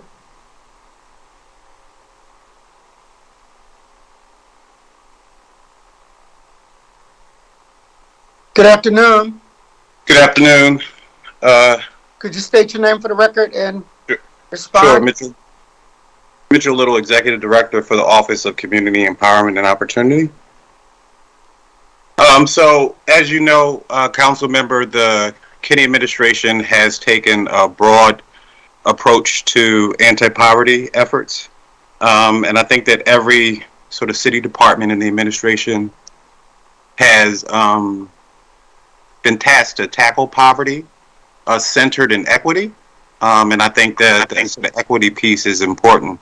And so what you've heard from members from the administration today, I think whether it's our anti-violence strategy, our strategy in Kensington, our efforts around the infrastructure bill, I think these are all sort of poverty alleviation efforts.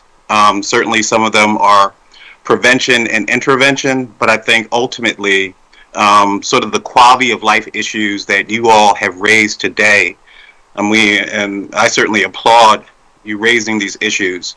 How safe are people in neighborhoods? How do they feel about the services that are afforded to them? Are they being thought about and cared for as citizens? And these are sort of resistant communities, and we want resistant communities to be resilient communities. And so the issues around sustainability, etc., climate issues, all those things are important to move folks across the economic continuum, to move from sort of struggling and barely surviving to thriving. As it pertains to CEO's role, CEO has been fortunate and great partnership with the mayor's policy shop and the sort of education awareness and uptake around sort of the child tax credit work, being able to partner on same-day work and pay as an example, really expansion of benefit access and partnership with our housing departments, etc., and really creating more coordinated approaches within the HHS cabinet. But there's so much more that, go ahead, sir. I mean, I have the advantage of knowing your great works. I've attended some of your anti-poverty summits, which I think were groundbreaking. I've always taken advantage of the mobile that you send out to us. So, for example, when it comes to, remember Dom's issue of codifying tax credits and availability, speak to that role. Speak to the role of what you're involved in Kensington and what you're involved in removal of homeless um, persons in the city of Philadelphia. Speak to those specific things because I think they're significant.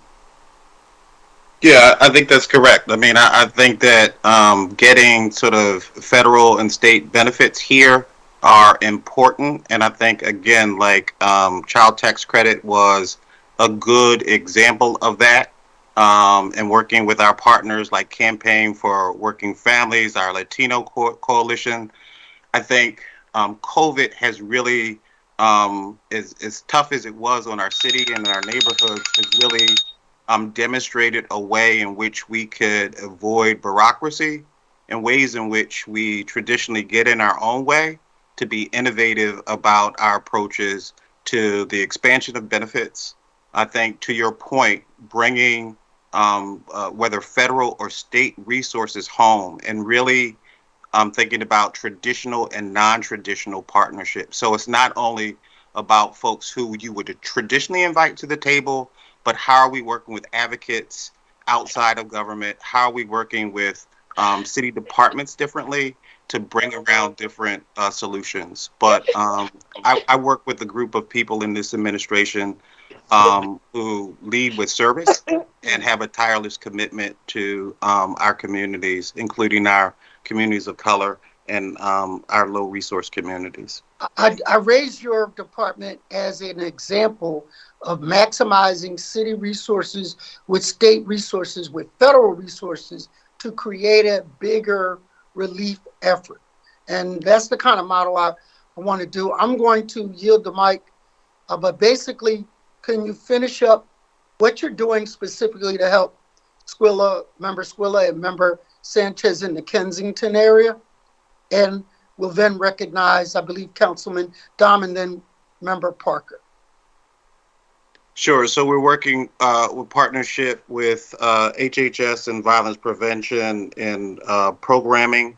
We're also expanding benefit access, and we want to be able to release an expanded contribution to a sort of eviction-related work, which we hopefully be able to launch in the new fiscal year. Thank you. And Chair now recognizes Councilmember Dom. Thank you, Mr. Chair. And just have 3 or 4 quick questions with quick answers. To follow up with Councilmember Jones's question, we passed a bill that requires employers and payroll service companies to inform their workers about the federal and state and local benefits, like the wage tax refund in the city and the EITC in the federal government. I'm just wondering if at this point in time, have we met with the payroll service companies like ADP and Paychecks? Because they're a big source of information. They could easily put in their end-of-year statements to employees the potential of these benefits. Have we met with them yet is my question. Council member, this is Tumor. I'm not sure if that was a question for me or Mitch, but I don't know the answer to it. We'll get back. I could get you a response to that. And I'm happy, by the way, to work with you to meet with them, because I actually think for the payroll service companies, this is a tremendous benefit for them to offer it. It's like helping people get free money, and for them to sell their services, we want them to do that. I think it's a real plus. The second comment I have, and I was listening to Councilmember Bass, it kind of brought me back to when I was in high school many decades ago. I was on the wrestling team till 6 o'clock at night. Then I was a janitor from Monday through Thursday from 6:30 to 10:30 at night, making $1.60 an hour. But my supervisor said to me, "Hey, Alan, in this job, you're not going to get paid for your effort. You're going to get paid for results." In that light, I'm curious on the results in Kensington, how we're holding ourselves accountable. Like with all of the efforts and the different initiatives in Kensington, how do we keep track of what is working and what isn't working? What is that? What is the system we're using? Yeah, let me call council member. Thank you for that. Let me call Noel Foysen up to talk about our tracking and how we measure those items. Noel, could you come up and give a brief response to that question? Hi, thank you, Councilmember Dom. Thanks for that question. The That's something that we actually put a lot of thought into. We identify what our goals are for the calendar year, and we document them in our action plan each year. And then throughout the year, each quarter, we actually track where we are up against those goals. Ideally, we would have a forward-facing dashboard, and that's something that we're trying to develop that would show those benchmarks and those goalposts for the community and the residents, and they could actually see where we're at with those things. But we do take that very seriously, and we do try to, if we identify an initiative that's not working, we change course on it or we revise. We're all about fail fast, and we want to make sure that we're being as effective as possible. Okay, so we are tracking them carefully and stopping what's not working and reinvesting in what is working? And that's correct. Okay. And that last question, this is for you too, Mar. I want you to think out of the box for a minute and think of, for the city in general, how do we improve customer service? How do we make ourselves more efficient? And how do we do it by saving taxpayer money? Maybe technology. Customer service is very important. I always believe that every job is 51% hospitality and 49% technical. And I say that because just the simple thing of changing how we answer the phones in the city to thank you for calling the city of Philadelphia, how may we help you, has a big difference on people. So I'm not asking you for an answer today, but I am asking for you to think about it and how we can change that whole approach to customer service in the city. Because it's one thing if people have to pay more taxes, but it's also important if they're going to pay more taxes, at least let's give them a good customer service. I agree, sir. We'll be able to circle back to you on that answer. Okay. And I think I do, just really quick, I do think it's a mix of customer service, our training, but also it's a mix of how do we utilize current technology in a better way. Because I know you all, like me, I sometimes get text messages that I think is like coming from a personal friend, but it's an automated service. But I always read those text messages. So I do think we can figure out how to utilize technology better. I do think once we could do better on listening to our residents and their concerns and what they want the most. I think we see a lot of that stuff as it relates to some of the studies. I know you've referenced the Pew study earlier, but a lot of how do we have that direct communication with folks and understand that may vary by neighborhoods and by districts, but certainly sometimes by neighborhood and sometimes by block. So absolutely look forward to that conversation. Right. I always say it's high tech, but it's high touch. Yes. People feel that. So thank you, Director Alexander. Thank you very much for today. Thank you, Mr. Chair. Thank you. Thank you, Member Dom. Chair now recognizes, I believe, the last person on this department, which is Majority Leader Parker. And I will, Mr. Chairman, make sure that there is no fifth round. I will make sure of that. I wanted to my final comment and question, Director Alexander, to talk about the defense that some community-based organizations in the city play, along with some quasi-city and direct city departments that I don't think get the credit they deserve for helping us deal with our anti-violence strategies. I will always view organizations and little leagues like Oak Lane Youth Association, the Aztecs, track teams. I was a Philadelphia Flame growing up running. All of those organizations play a great deal of defense in providing access for our young people to have opportunities that were it not for them, things could be a lot worse.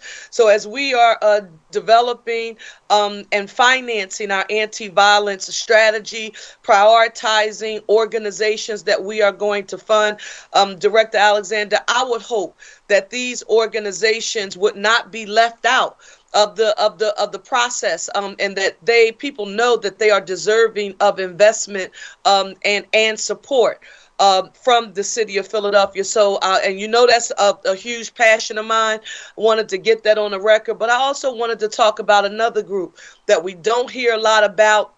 I know when I was a staffer in city council, they were huge then. They were huge when I was a state rep, and they're still huge as a council person. And that is the Office of Town Watch Integrative Services with Anthony Murphy. Some people think Town Watch is, it's not in vogue anymore.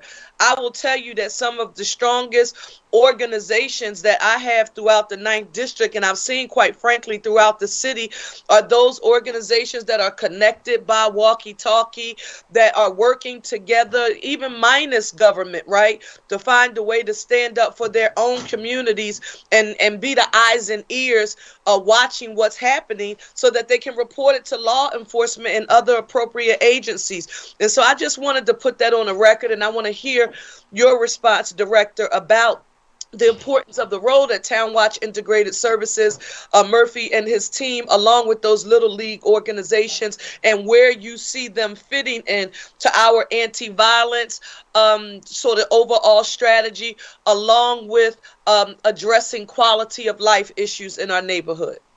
Thank you, Council Member. I think I agree on both. As being a young man growing up in North Philadelphia, I was a member of the Black Hawk Athletic Association, so I was running around. I can't say I was doing much football, but I know I was running around doing practice, pretending to play. And that, that was the type of activities that my mom kept me in to sort of keep me busy and keep me occupied, growing up in public housing in North Philly. So I know the value of those programs. I know the level of support that we have given those programs recently, and I do want to give a shout out to someone that's going to come on a little after me, Parks and Rec Commissioner Catherine Ott Lavelle, and the work that she's doing around those programs and trying to help them figure out sustainable funding. Because every year it seems like we scramble to help folks. Those programs sort of raise money at the last minute to do their national competitions, and that's something I've always, probably one of my proudest work in government, is being able to work on those type of activities. As it relates to Town Watch itself, Anthony Murphy, I want to give kudos to those, not only to the organization, but also to the volunteer members. I look forward to National Night Out, getting around the city and being able to see some of those folks that, whether it's Miss English over there on North 16th Street or others, that we just traditionally been doing this labor and doing this work for not years, for decades, right? And carry us. But I do want to thank Anthony and his group, because they're at the table with us, Councilwoman, on all of these conversations, right? Anthony and his folks are a part of the opioid response unit. Anthony and his folks are a part of the roadmap. He and his leadership is at the table trying to constantly figure out ways to keep Town Watch involved, whether it's violence prevention, whether it's the opioid situation, or other tables. There's really, they're active members and participant, but he come bearing the force of all of those members citywide and all of their volunteer efforts that we're totally appreciative of. So I look forward to continuing that support for Anthony and for Town Watch Integrated Services, but also just thank you for your comments on the youth programs, because they play an important prevention point, and I think it was Councilman Thomas who mentioned it earlier. That's you don't count the bodies we save, right?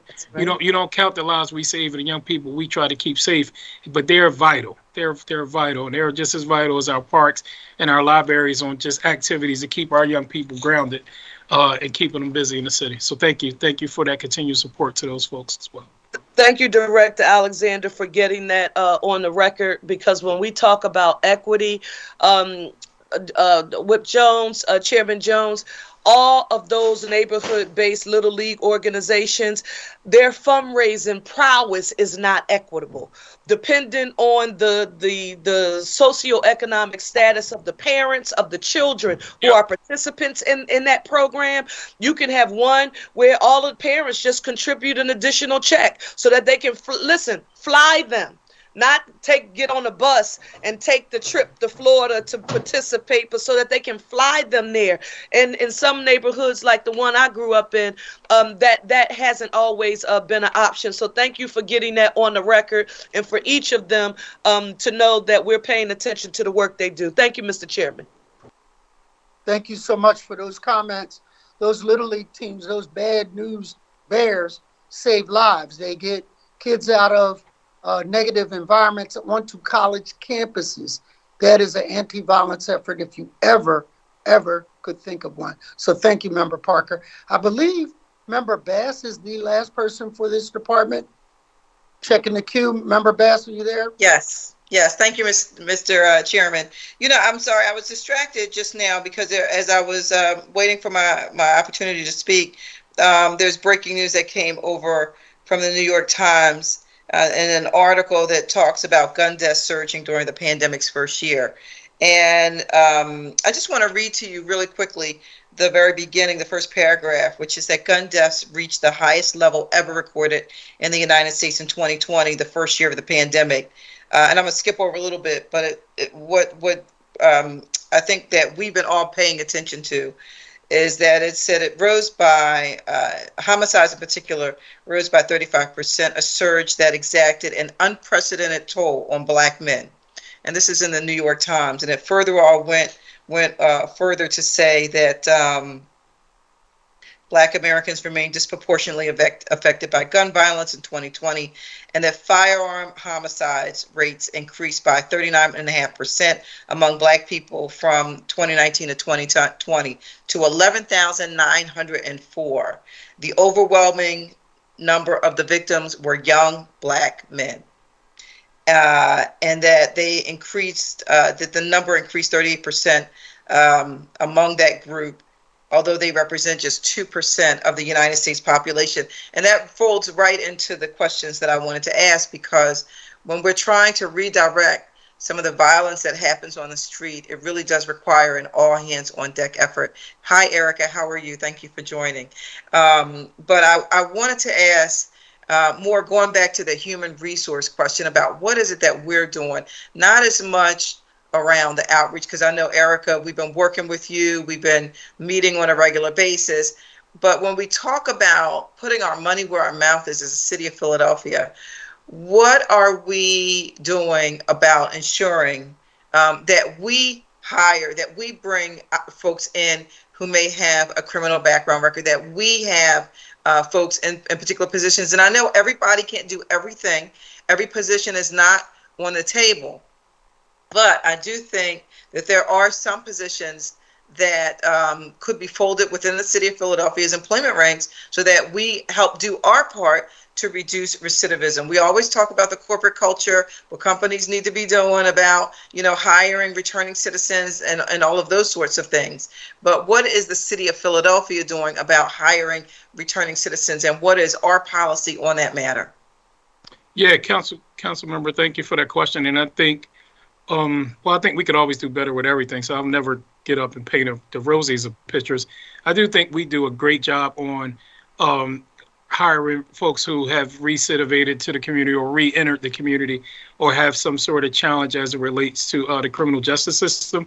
I can think of a few departments. So we try to remove those barriers for them. And certainly there's been legislation that council has passed, not only in this administration, but previous administrations as it relates to those activities. So all of our jobs, there is, outside of certain jobs that you would understand that being precluded from, we don't look at nor ask around criminal background checks. I mean, we do criminal background checks. We don't look at your criminal history.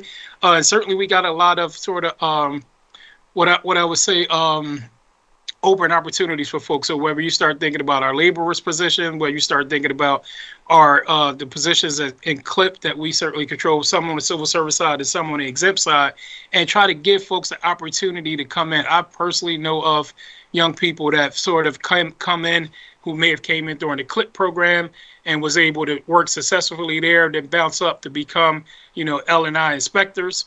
Bounce up to become, streets department, not only on the sanitation side, but always also on the highway side. There's a lot of folks I know from my neighborhood or folks that I encounter in the barbershop who work for the water department and other opportunities. So I think as it relates to that, we are probably, we're leading that pack, and then also saying to outside folks, look, we're putting our money where our mouth is, and we're doing that ourselves. And we need you to sort of help support us and help to be able to do the same thing. So whether that's conversations with the Chamber of Commerce or with others, because these folks are our community residents, they deserve that chance. And Erica and her team, just one, I know I'm over my time, and I'm sorry on the bell, but to put one final. You're taking up all my time too much. I'm sorry, Councilman. That's all right, but this is important. I want to do give Erica a piece of this. If there's been times that we had to talk around policy as it related to returning citizens, working with housing authority on, a person, I'm a son, I'm coming home out of jail, right.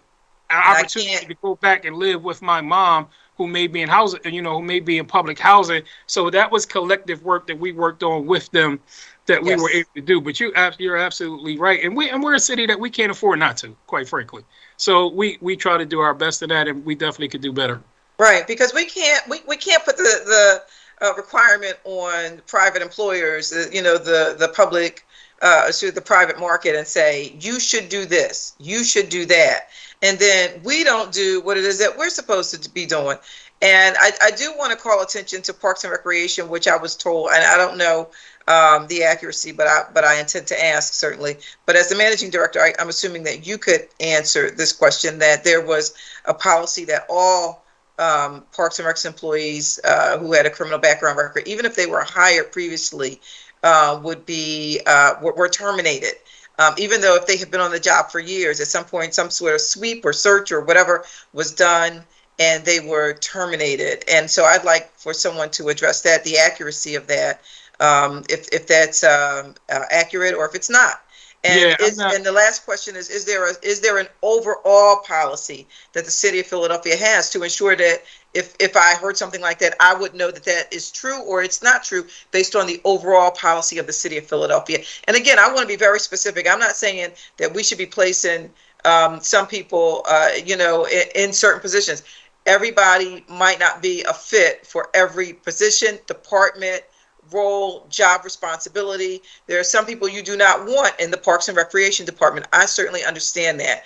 But for something that's totally unrelated, and where there's an opportunity, they should be given an opportunity. Yeah, I agree, Councilwoman. And I think, I don't know the answer to your particular question, but I know OCF comes up right behind us and could be able to answer it off the top. What I will say is that when I mentioned some opportunities that's precluded, I do think, there are certain things as it relates to working with young people and certain departments that there are a different barrier of requirements that folks have to have. And there may be some things in folks' background that won't allow them to be able to work in those positions. And that's similar to, that's probably similar to childcare, similar to the school district as well. But we can have a specific answer to your question when OCF is up, I believe.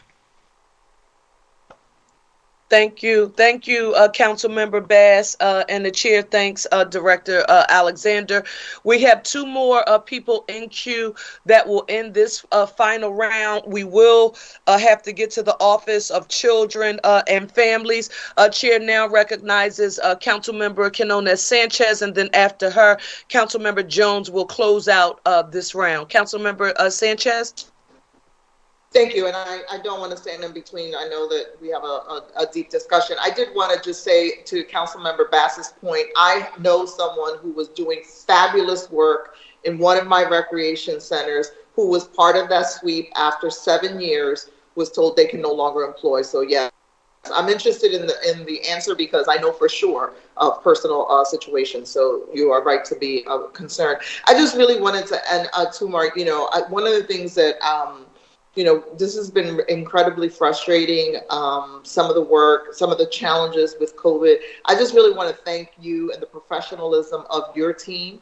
I know that many times the conversations are very tenseful, but everyone has been, as respectful and as responsive as they possibly could. And a lot of the things that we are still challenged with are not necessarily in your portfolio as it relates to health and human services. And I just really appreciate that, right? We're dealing with very frustrated communities. I want to thank you personally for coming and standing, with me and Councilmember Squilla, as we take the heat that is rightfully so, and the frustration for the community. But I appreciate the fact that you have always been open, and I really do look forward. We quickly have to change strategies around how we're doing some of this work, and I look forward to working with you in that so that we can have a better summer in Kensington. But just want to thank your whole entire team. Vanessa's been wonderful. I'm glad she's still working on the drug court situation, that we keep it moving, right? Even when we don't have all of the answers and where things are not where we are. And I appreciate that. And I appreciate you for that. So I just wanted to say that because I know that I get on people's nerves, and I will continue to be as passionate and as strong as an advocate. But I appreciate the professionalism in which we've dealt with all of the situations. So thank you very much. Thank you, Madam Chair. Thanks, Councilmember. Thank you, Councilmember Sanchez. Councilmember Kenyatta Johnson will close out this panel, and we will move on to the Office of Children and Families after Councilmember Johnson's question. Chair recognizes Councilmember Johnson. Thank you, Madam Chair. Just a quick question regarding the Civilian Police Oversight Committee. Just, Tamar, can you just clarify, one, the level of funding that will be allotted to this particular committee? Also, two, the independent nature of the body of the actual civilian committee as we move forward, and also the level of staffing, what that's going to look like as well. Hey, Councilmember, thank you, sir. I think we, right now in the current budget, we have CPOC is scheduled for about $2.4 million. I know Councilmember Jones's office has told me on a couple occasions he'd like to see more. So I know that conversation will be forthcoming in negotiations.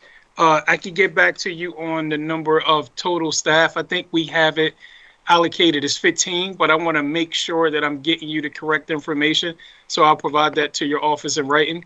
And I think, this is an independent agency as set forth by the charter and by the legislation you all have passed.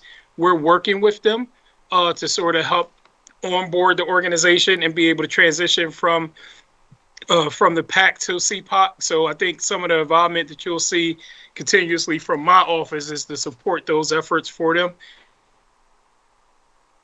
And then also the Office of Victim Advocate. Now, I want to thank you and Erica and your team for that robust process and bringing an individual on board to run the office. What's the actual budget for that office? Also, the level of support being provided to that office in terms of the overall strategy in addressing gun violence, and most importantly, mothers and fathers and families who have lost their loved ones to senseless gun violence. Thanks, Councilmember. We're trying to. I believe the funding for that office is $250,000. Certainly, that's also a part of ongoing conversations. We have Adara Combs as our executive director, and she sort of hit the ground running. And we've also currently are looking to provide her some support with the deputy and with some administrative support as well as we sort of try to grow this office and help build out her space. I just want to ask, just looking at CPAC, deals with the Philadelphia Police Department and reviewing, issues regarding the police conduct, and I'm just trying to at least get some level of clarity. I understand that budget is $2.5 million, and obviously, my colleague is advocating for additional funding. I just want to get an understanding in terms of your priorities, with the Office of Victim Advocate. And this is the number one issue that we're dealing with. We had 500 homicides last year. We're on a trajectory of 600 homicides, and those aren't numbers. I mean, those aren't just numbers. Those are actually bodies and families, right, who have been murdered to senseless gun violence. And so can we take a look at examining increasing that level of budget just based upon the priority of this issue? Because I'm just be upfront with you, $250,000 doesn't seem like it reflects a sense of urgency. Councilmember, I think you know how we feel about this program in this office, and we were proud to be able to sort of start it up and help it grow. I do think that we wholeheartedly expected to be having a conversation during budget negotiations, in particular with you, as well as other members around the budget to sort of sustain that and push it forward. We did our best to sort of start this program up by bringing on that executive director and trying to provide her with support. But we know this is the office we're going to grow out. Thank you. I just want to say thank you again and acknowledge your hard work around it. But I just wanted to be on the record just regarding, the critical importance of this particular office. And again, making sure that we support those families who have lost loved ones to senseless gun violence, because oftentimes we talk about police reform, we talk about criminal justice reform, but the very same people that's being devastated day in and day out, right? Those mothers that need closure by solving homicides, those families that need support when it comes to funeral expenses, is the key reason why we created this office. And again, I thank you and your team for being supportive of the process and making sure we move forward. And so again, I just want to say thank you.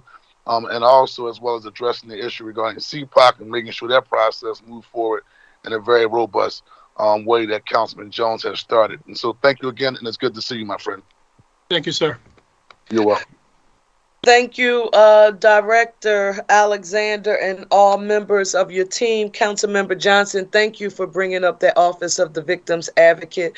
I was shocked, Director Alexander, when I saw so many people advocating against it. It was really, really shocking. So thank you.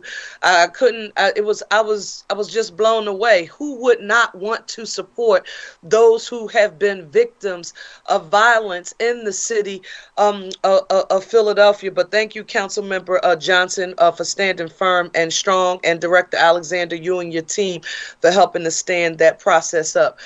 For the benefit of the viewing public, that will end our line of questioning for the City of Philadelphia's Managing Director's Office. We will now begin our next panel with the Office of Children and Families, and I will ask Bob McDermott to please call the name of our witness. I'm sorry, Councilwoman, this is the court reporter. I need a break. Sorry. Oh, okay. Well, listen, for the benefit of the viewing public, that was our stenographer who needs a break, and Lord knows she has earned it. We will take a quick break, and when we reconvene, it will be with the Office of Children and Families. Thank you all so very much for your patience.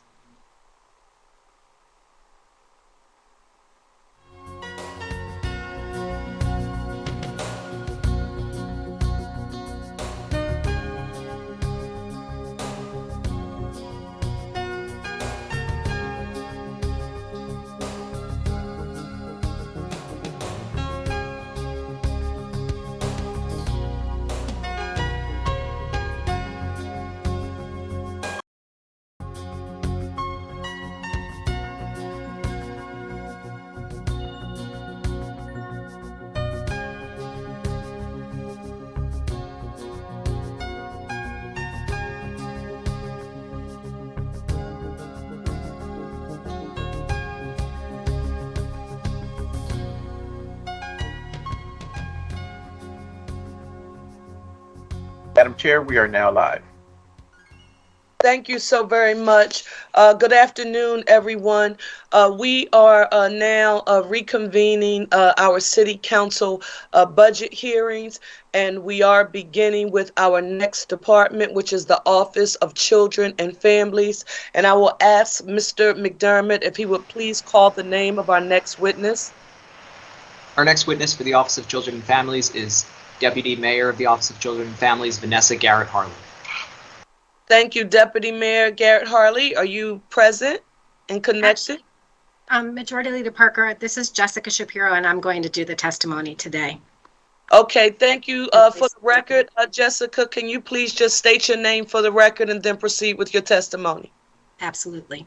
Good afternoon, Majority Leader Parker and members of City Council. I am Jessica Shapiro, First Deputy of the Office of Children and Families. I'm here today for the newly appointed Deputy Mayor, Vanessa Garrett Harley. I served as the acting deputy mayor from January to April of 2022, and thus I am familiar with our budget planning process for FY23. Thank you for the opportunity to testify regarding the FY23 budget for the City of Philadelphia Office of Children and Families. With me today are Chief Financial Officer Nadine Parisi, Chief of Prevention Services Waleska Maldonado, Chief of Early Childhood Education Sean Perkins, and Executive Director of Adult Education, Christine Piven. The Office of Children and Families oversees the Philadelphia Department of Human Services, Philadelphia Parks and Recreation, and the Free Library of Philadelphia. It also administers education and prevention programs and services, including PHL Pre-K, community schools, adult education, and out-of-school time programs. Today, I will provide testimony regarding our prevention and education programs and services. Our fiscal year 2023 budget reflects our priorities to help families have the resources and the services they need to support their children's safety and success, ensure children enter school with the skills and supports to be successful in school, and create safe experiences for youth and adults to have opportunities that include skills building, training, workforce, and education. I'm pleased to report that our programs returned to pre-pandemic levels of service. So far this school year, our out-of-school time programs have served over 5,300 students in school and community-based sites across the city.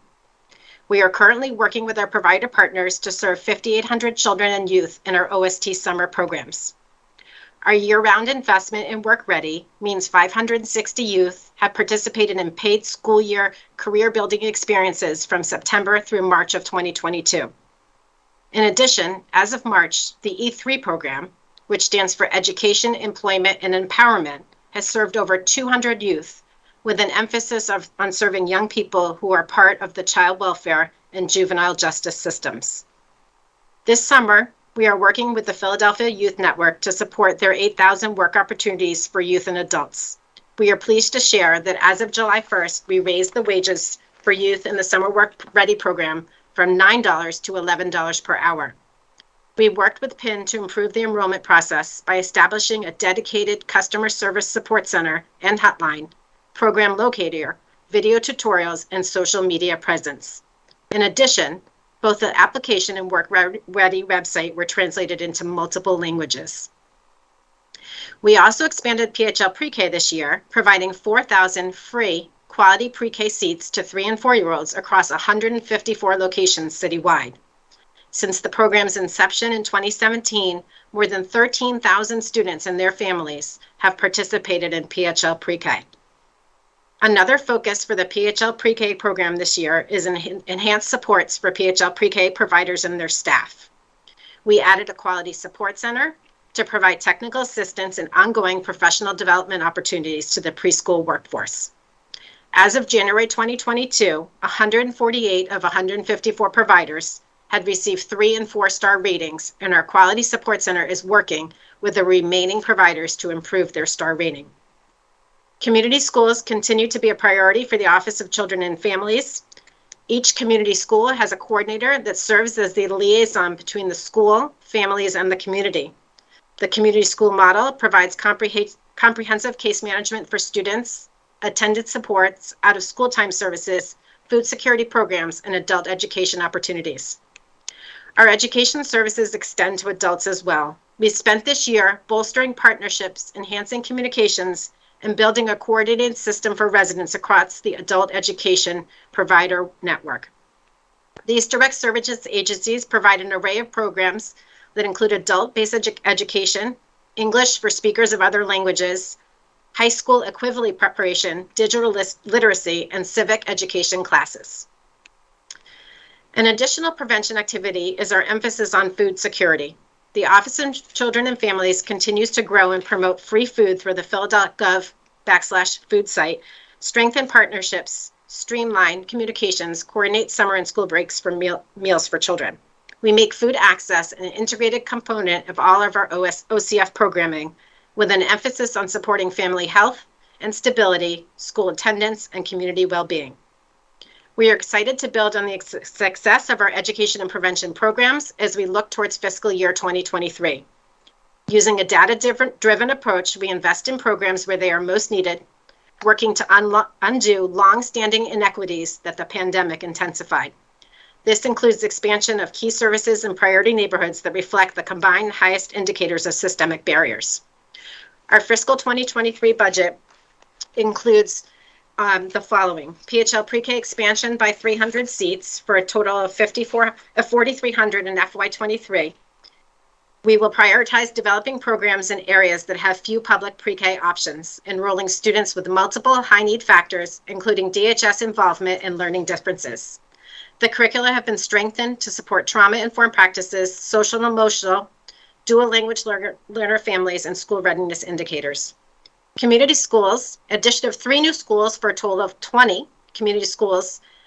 These schools will be in the 19143, 19122, and 1924 zip codes. They were selected due to high levels of youth violence, high rates of truancy, and DHS placements, as well as low numbers of out-of-school time programs. Thank you for the opportunity to testify and your partnership throughout the year to develop more opportunities for Philadelphians to live safely, learn, grow, and thrive. We are grateful for your energy and commitment to promote youth programs, especially, and look forward to continued partnership to expand these opportunities. My team and I are available to answer any questions that you may have. Thank you. Thank you, Jessica, so very much for that testimony. I'm going to kick off this round of questioning as one who took as much heat as was necessary to fund the PHL pre-K. I just need for you, for the record, and if you usually send this around, if I missed it, please resend it to the Office of the President for redistribution to me and any other members of council. Did you just affirm that 13,000 students in the city of Philadelphia have benefited from PHL pre-K? I just want you to help me because I want to make sure I get data points. Yes. And maybe the years are blending together for me. How many years has it been now? Since 2017. So, okay. Yes. Since 2017, we've sent 13,000 Philadelphia 3 and 4 year olds through PHL pre-K for free. Yes. Okay, Yes. I just want to get these stats right. The next thing I want, did you say 4,000 seats, or if that's what we will be off? Well, 4,300 seats. Is that what we will be offering now? In FY23, we are plan to offer 4,300 seats. A total of Yes, 43. It's an addition of 300 for FY23. In FY22, we expanded by approximately 700 seats. Okay, I just want to make sure I get these data points. So this is where I need you to help me. Those 13,000 students that you reference, have someone, if you haven't already done it, GIS it by council district so that we can see where those 13,000 3 and 4 year olds, where they actually live at in our great city. And the 4,300 seats, you said that's FY23. I now want to go back to the star rating system. I can remember having a conversation during the budget process when we were trying to get through the funding mechanism of how we were going to fund this program. And the issue of quality kept consistently coming up and using this star rating system. How many of these 3 and 4 star centers have 3 and 4 star ratings just now? I know you said it, but I don't think I wrote it quick enough. No, I think I have Sean Perkins here, but I want to say 95% of the 96%. 96%. So 148 of 154 providers have received 3 and 4 star ratings. 148 out of the 154 providers in the PHL pre-K program have 3 or 4 star status. Yes, and it goes up to the star system, goes up to what star? Is it 4 or 5 stars? I think it's 4. Am I right, Sean? Sorry, trying to come off mute. That's right, 4 stars. So the ratings go from star 1 to star 4. And that is correct. So Sean, you may want to stay on with us because it's important to unpack this for the benefit of the viewing public. So we have 154 providers, 148 of them have 3 or 4 star status. Let me ask you this. These are not just our sort of large, much more commercial providers who we know. I don't want to start naming folks by name, but there are some that are extremely much more well established than others. These are also our home base. Our home base providers are also included in this. Can you all just clarify that for the record? That is correct, council member. Yes, we fund family child care centers that have, sometimes they have 3, 4, 5, or 6 children in them. Okay, and listen, the reason why this was important is because when we were starting the advocacy for this program, folks like myself, and I can think of many of my colleagues, we advocated very strongly to ensure that our neighborhood-based, block-based, home-based early childhood education providers had access to the opportunity to participate and to get the backroom technical support. And Jessica, I think I heard you talk about standing up a quality support center to provide assistance to providers. Was I accurate? Yes, this year we entered into a contract with Spark, who works with our providers to help provide technical assistance to help them make sure that they are maintaining their stars and to offer them assistance in areas where they might need support to both the center directors as well as the staff. In addition, our Spark provider will be working with providers that are not within our network who can then help them hopefully be able to apply at a future later date to be able to bring more providers into the network. This is the first year that we've had a special quality support center to do this work. Okay, no, listen, I thank you for that. What I do want to put on the record, Jessica, it's great to know that the support center is available. I want to also talk about cultural competency here. I have never heard of the Spark sort of firm, the company doing this work, but it is extremely important that cultural competency with all of our providers, whether they be much larger, more established, like on commercial quarters and larger buildings, and even with our home-based providers, that anyone providing technical assistance or training, that cultural competency and access to equity be extremely important objectives for them. We couldn't agree more. Absolutely. And, we're proud to say that out of all the providers, out of the 154 providers, 65% of our providers are minority women, disabled business owners, as they self-report to us. So we're very pleased for that. And Sean and the team work with Spark to make sure that they are providing certainly the most culturally competent and relevant technical assistance as possible. And Sean probably would know more about the specifics of the different kinds of trainings, but yes, we couldn't agree more. No, and the reason why it was important for us to get that on the record, Jessica, is because, again, I can remember the debate, and it was very heated and contentious at times. And while we talked about the early childhood educational opportunities being available for those who needed them most, or who could least afford it, we also talked about the fact that this was about business, right? And we wanted to make sure that those who were given access to the opportunity to grow wealth and do business via these programs using taxpayer dollars, that those neighborhood-based and particularly minority women, it was a large amount of Black and brown women who comprised the home base providers, and we wanted to make sure that they had access. So to hear you say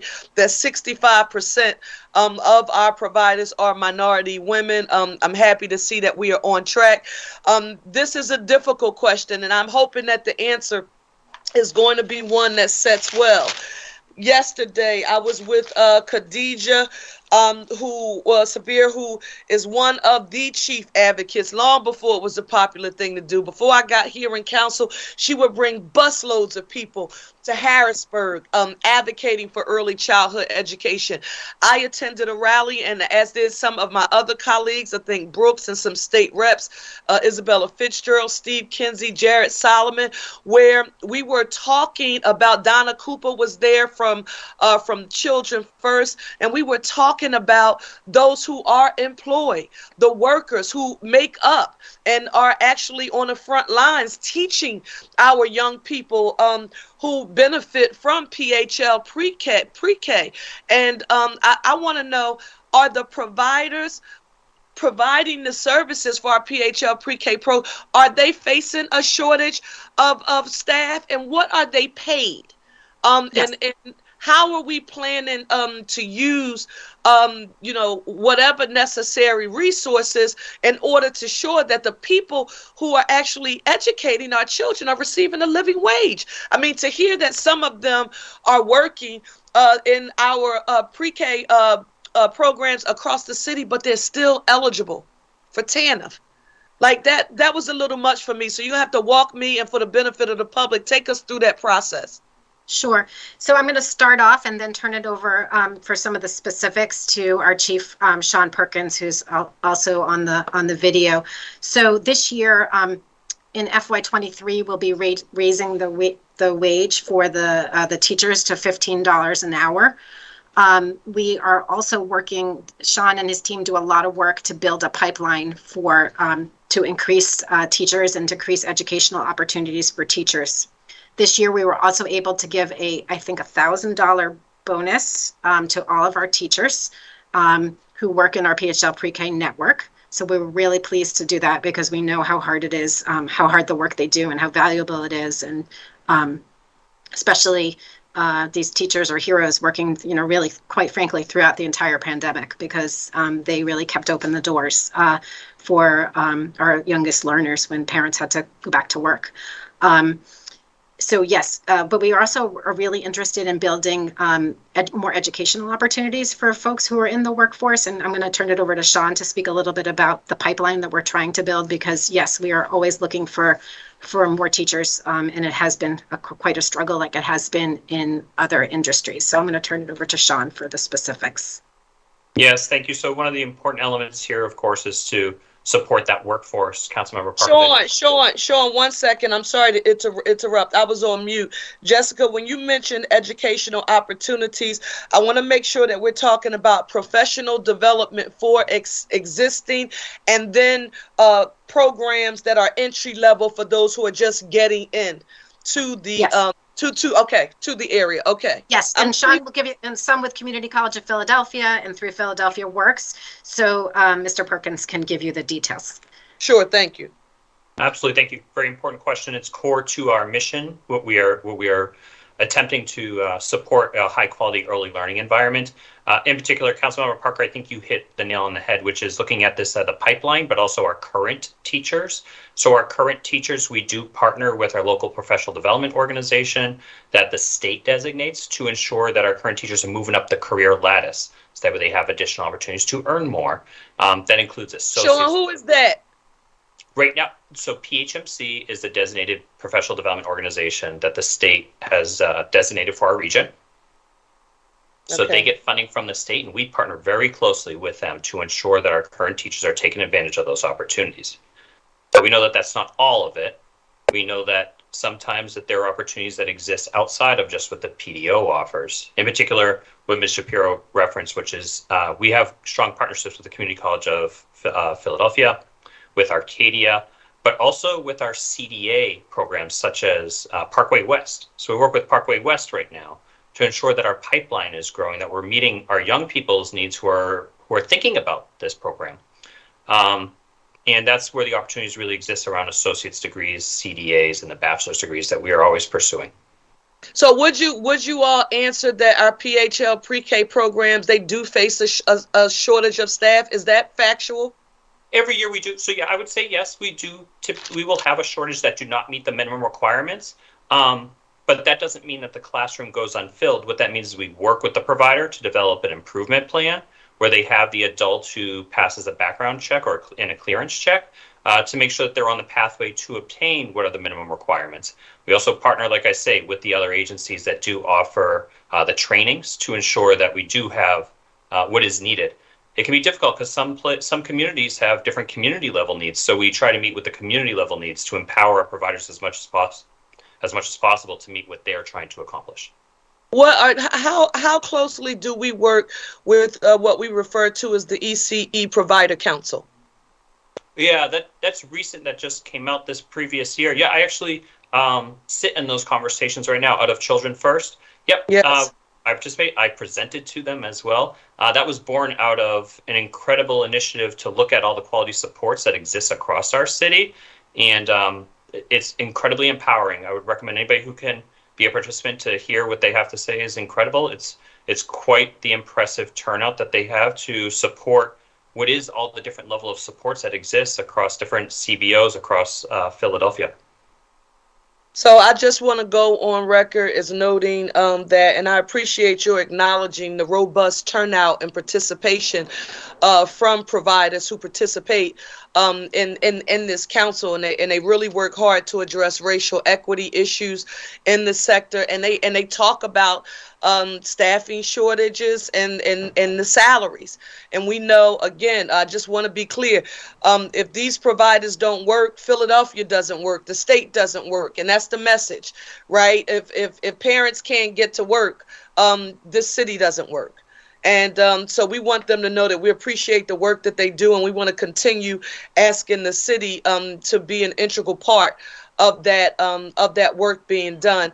I'm also going to ask you, aside from the 13,000 previous students who have participated in the program and finding out where they live, Jessica, please give us the current stats as well, right? So that we can get a GIS by council district, so we can see this was the past 13,000, but currently, as we're talking about the 4,000, but we want to ramp it up for 23 to 4,300.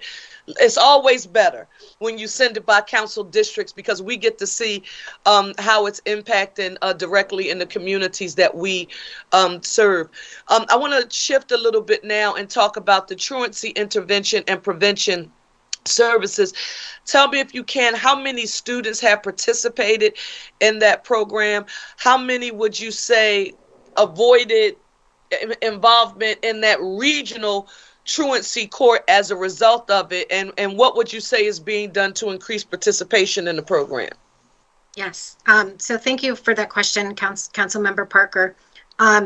In school year 21-22, we had 5,110 students referred to us for attendance services, and we're proud to say only 384 of them were referred to regional truancy court, and 17 to family court. So right, we know that the efforts of the truancy intervention and preventive services program, we know it works. You know, if not, then it would have been 5,110 students in the regional court.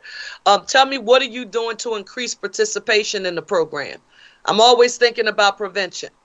Yes, and so are we, and we so appreciate that. I'm actually going to turn it over to our chief, Waleska Maldonado, who runs those programs. I think she's on here.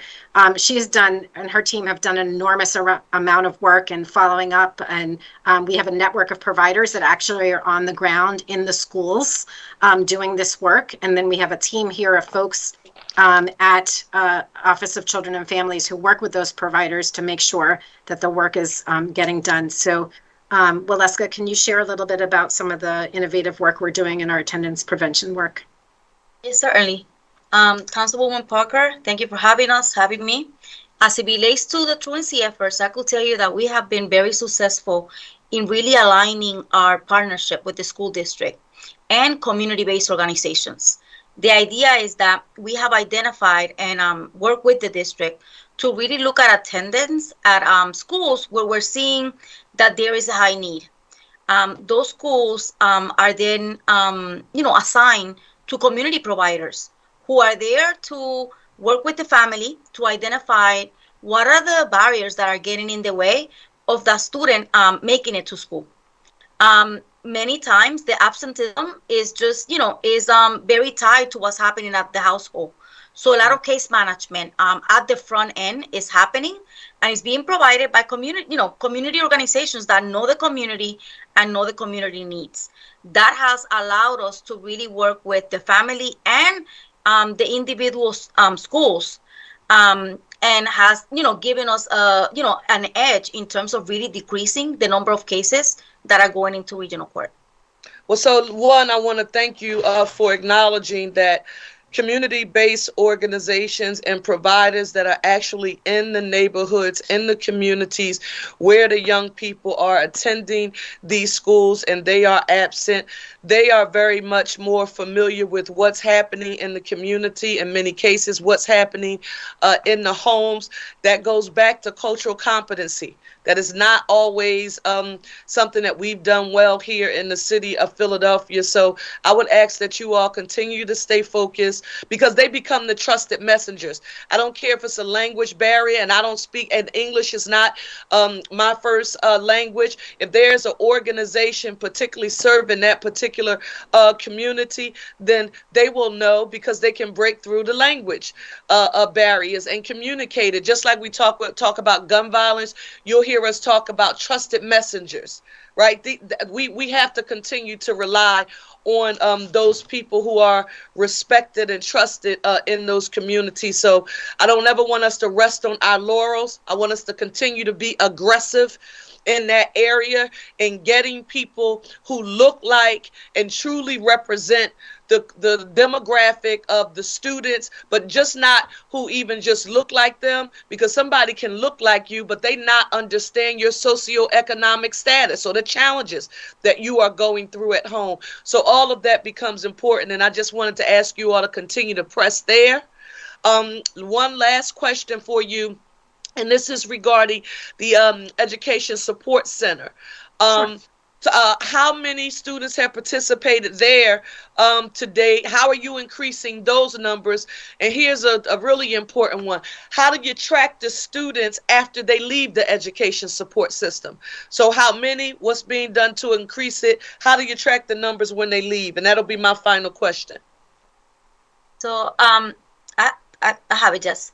So in terms of the Education Support Center, up to date, there's about 3,000 kids that we have served. The way that, and that's an estimate, the way that we work with those children is we start at the beginning when a child is placed. And the idea is that when we're starting with that case, we're looking at what is the school of origin. Where is that child, attending school? And the goal is to make sure that that child remains in that school. So there's a lot of work between our office and the school district to make sure that there isn't any disruption to the educational delivery of that student. There's also a lot of work to make sure that once that child is placed, that child has, whatever resources are needed to make sure that they succeed. Through the CUA case managers, but also we also have educational liaisons. They work, hand on hand with counselors and a lot of times with teachers and parents, just to make sure that, that child throughout the different transitions has what he or she needs in order to continue his academic progress. Okay, so I just wanted to know for the record, how you're tracking them when they leave, because I think that's another thing that we as a city haven't always done well with. When we have had success, those are not the cases that usually make it on the front page of the newspaper. It's usually when we've screwed up and we've done so really badly. So I want to encourage you all to be as effective and efficient as you possibly can in tracking the students after they have left the Education Support Center, and do all that you can to increase participation in those programs so that our children can stay in communities and have access to services that they so desperately need. Thank you so very much. I'm trying to see if I have any of my other colleagues who have questions. I don't know if God has come down from the heavens to bless you, but there are no further questions from my colleagues. Please let Deputy Mayor Vanessa Garrett Harley know that we certainly congratulate her on this advancement and opportunity. We thank you, Jessica Waleska, for your work, and all members of your team. With that being said, we will recess the budget hearings for the City Council of Philadelphia, and we will reconvene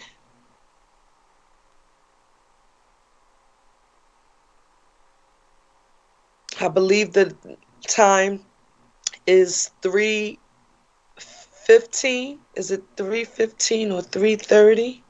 Just bear with me 1 second, please. We will reconvene at 3:30.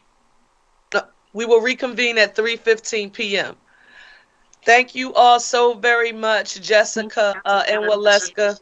And if there are any further questions from my colleagues that they were not able to get on the record, we will submit them to you in writing for you to respond to the Office of the President, and/or we will call you back during callbacks. So thank you all so very much. We will now stand in recess until 3:15 p.m. Have a good day.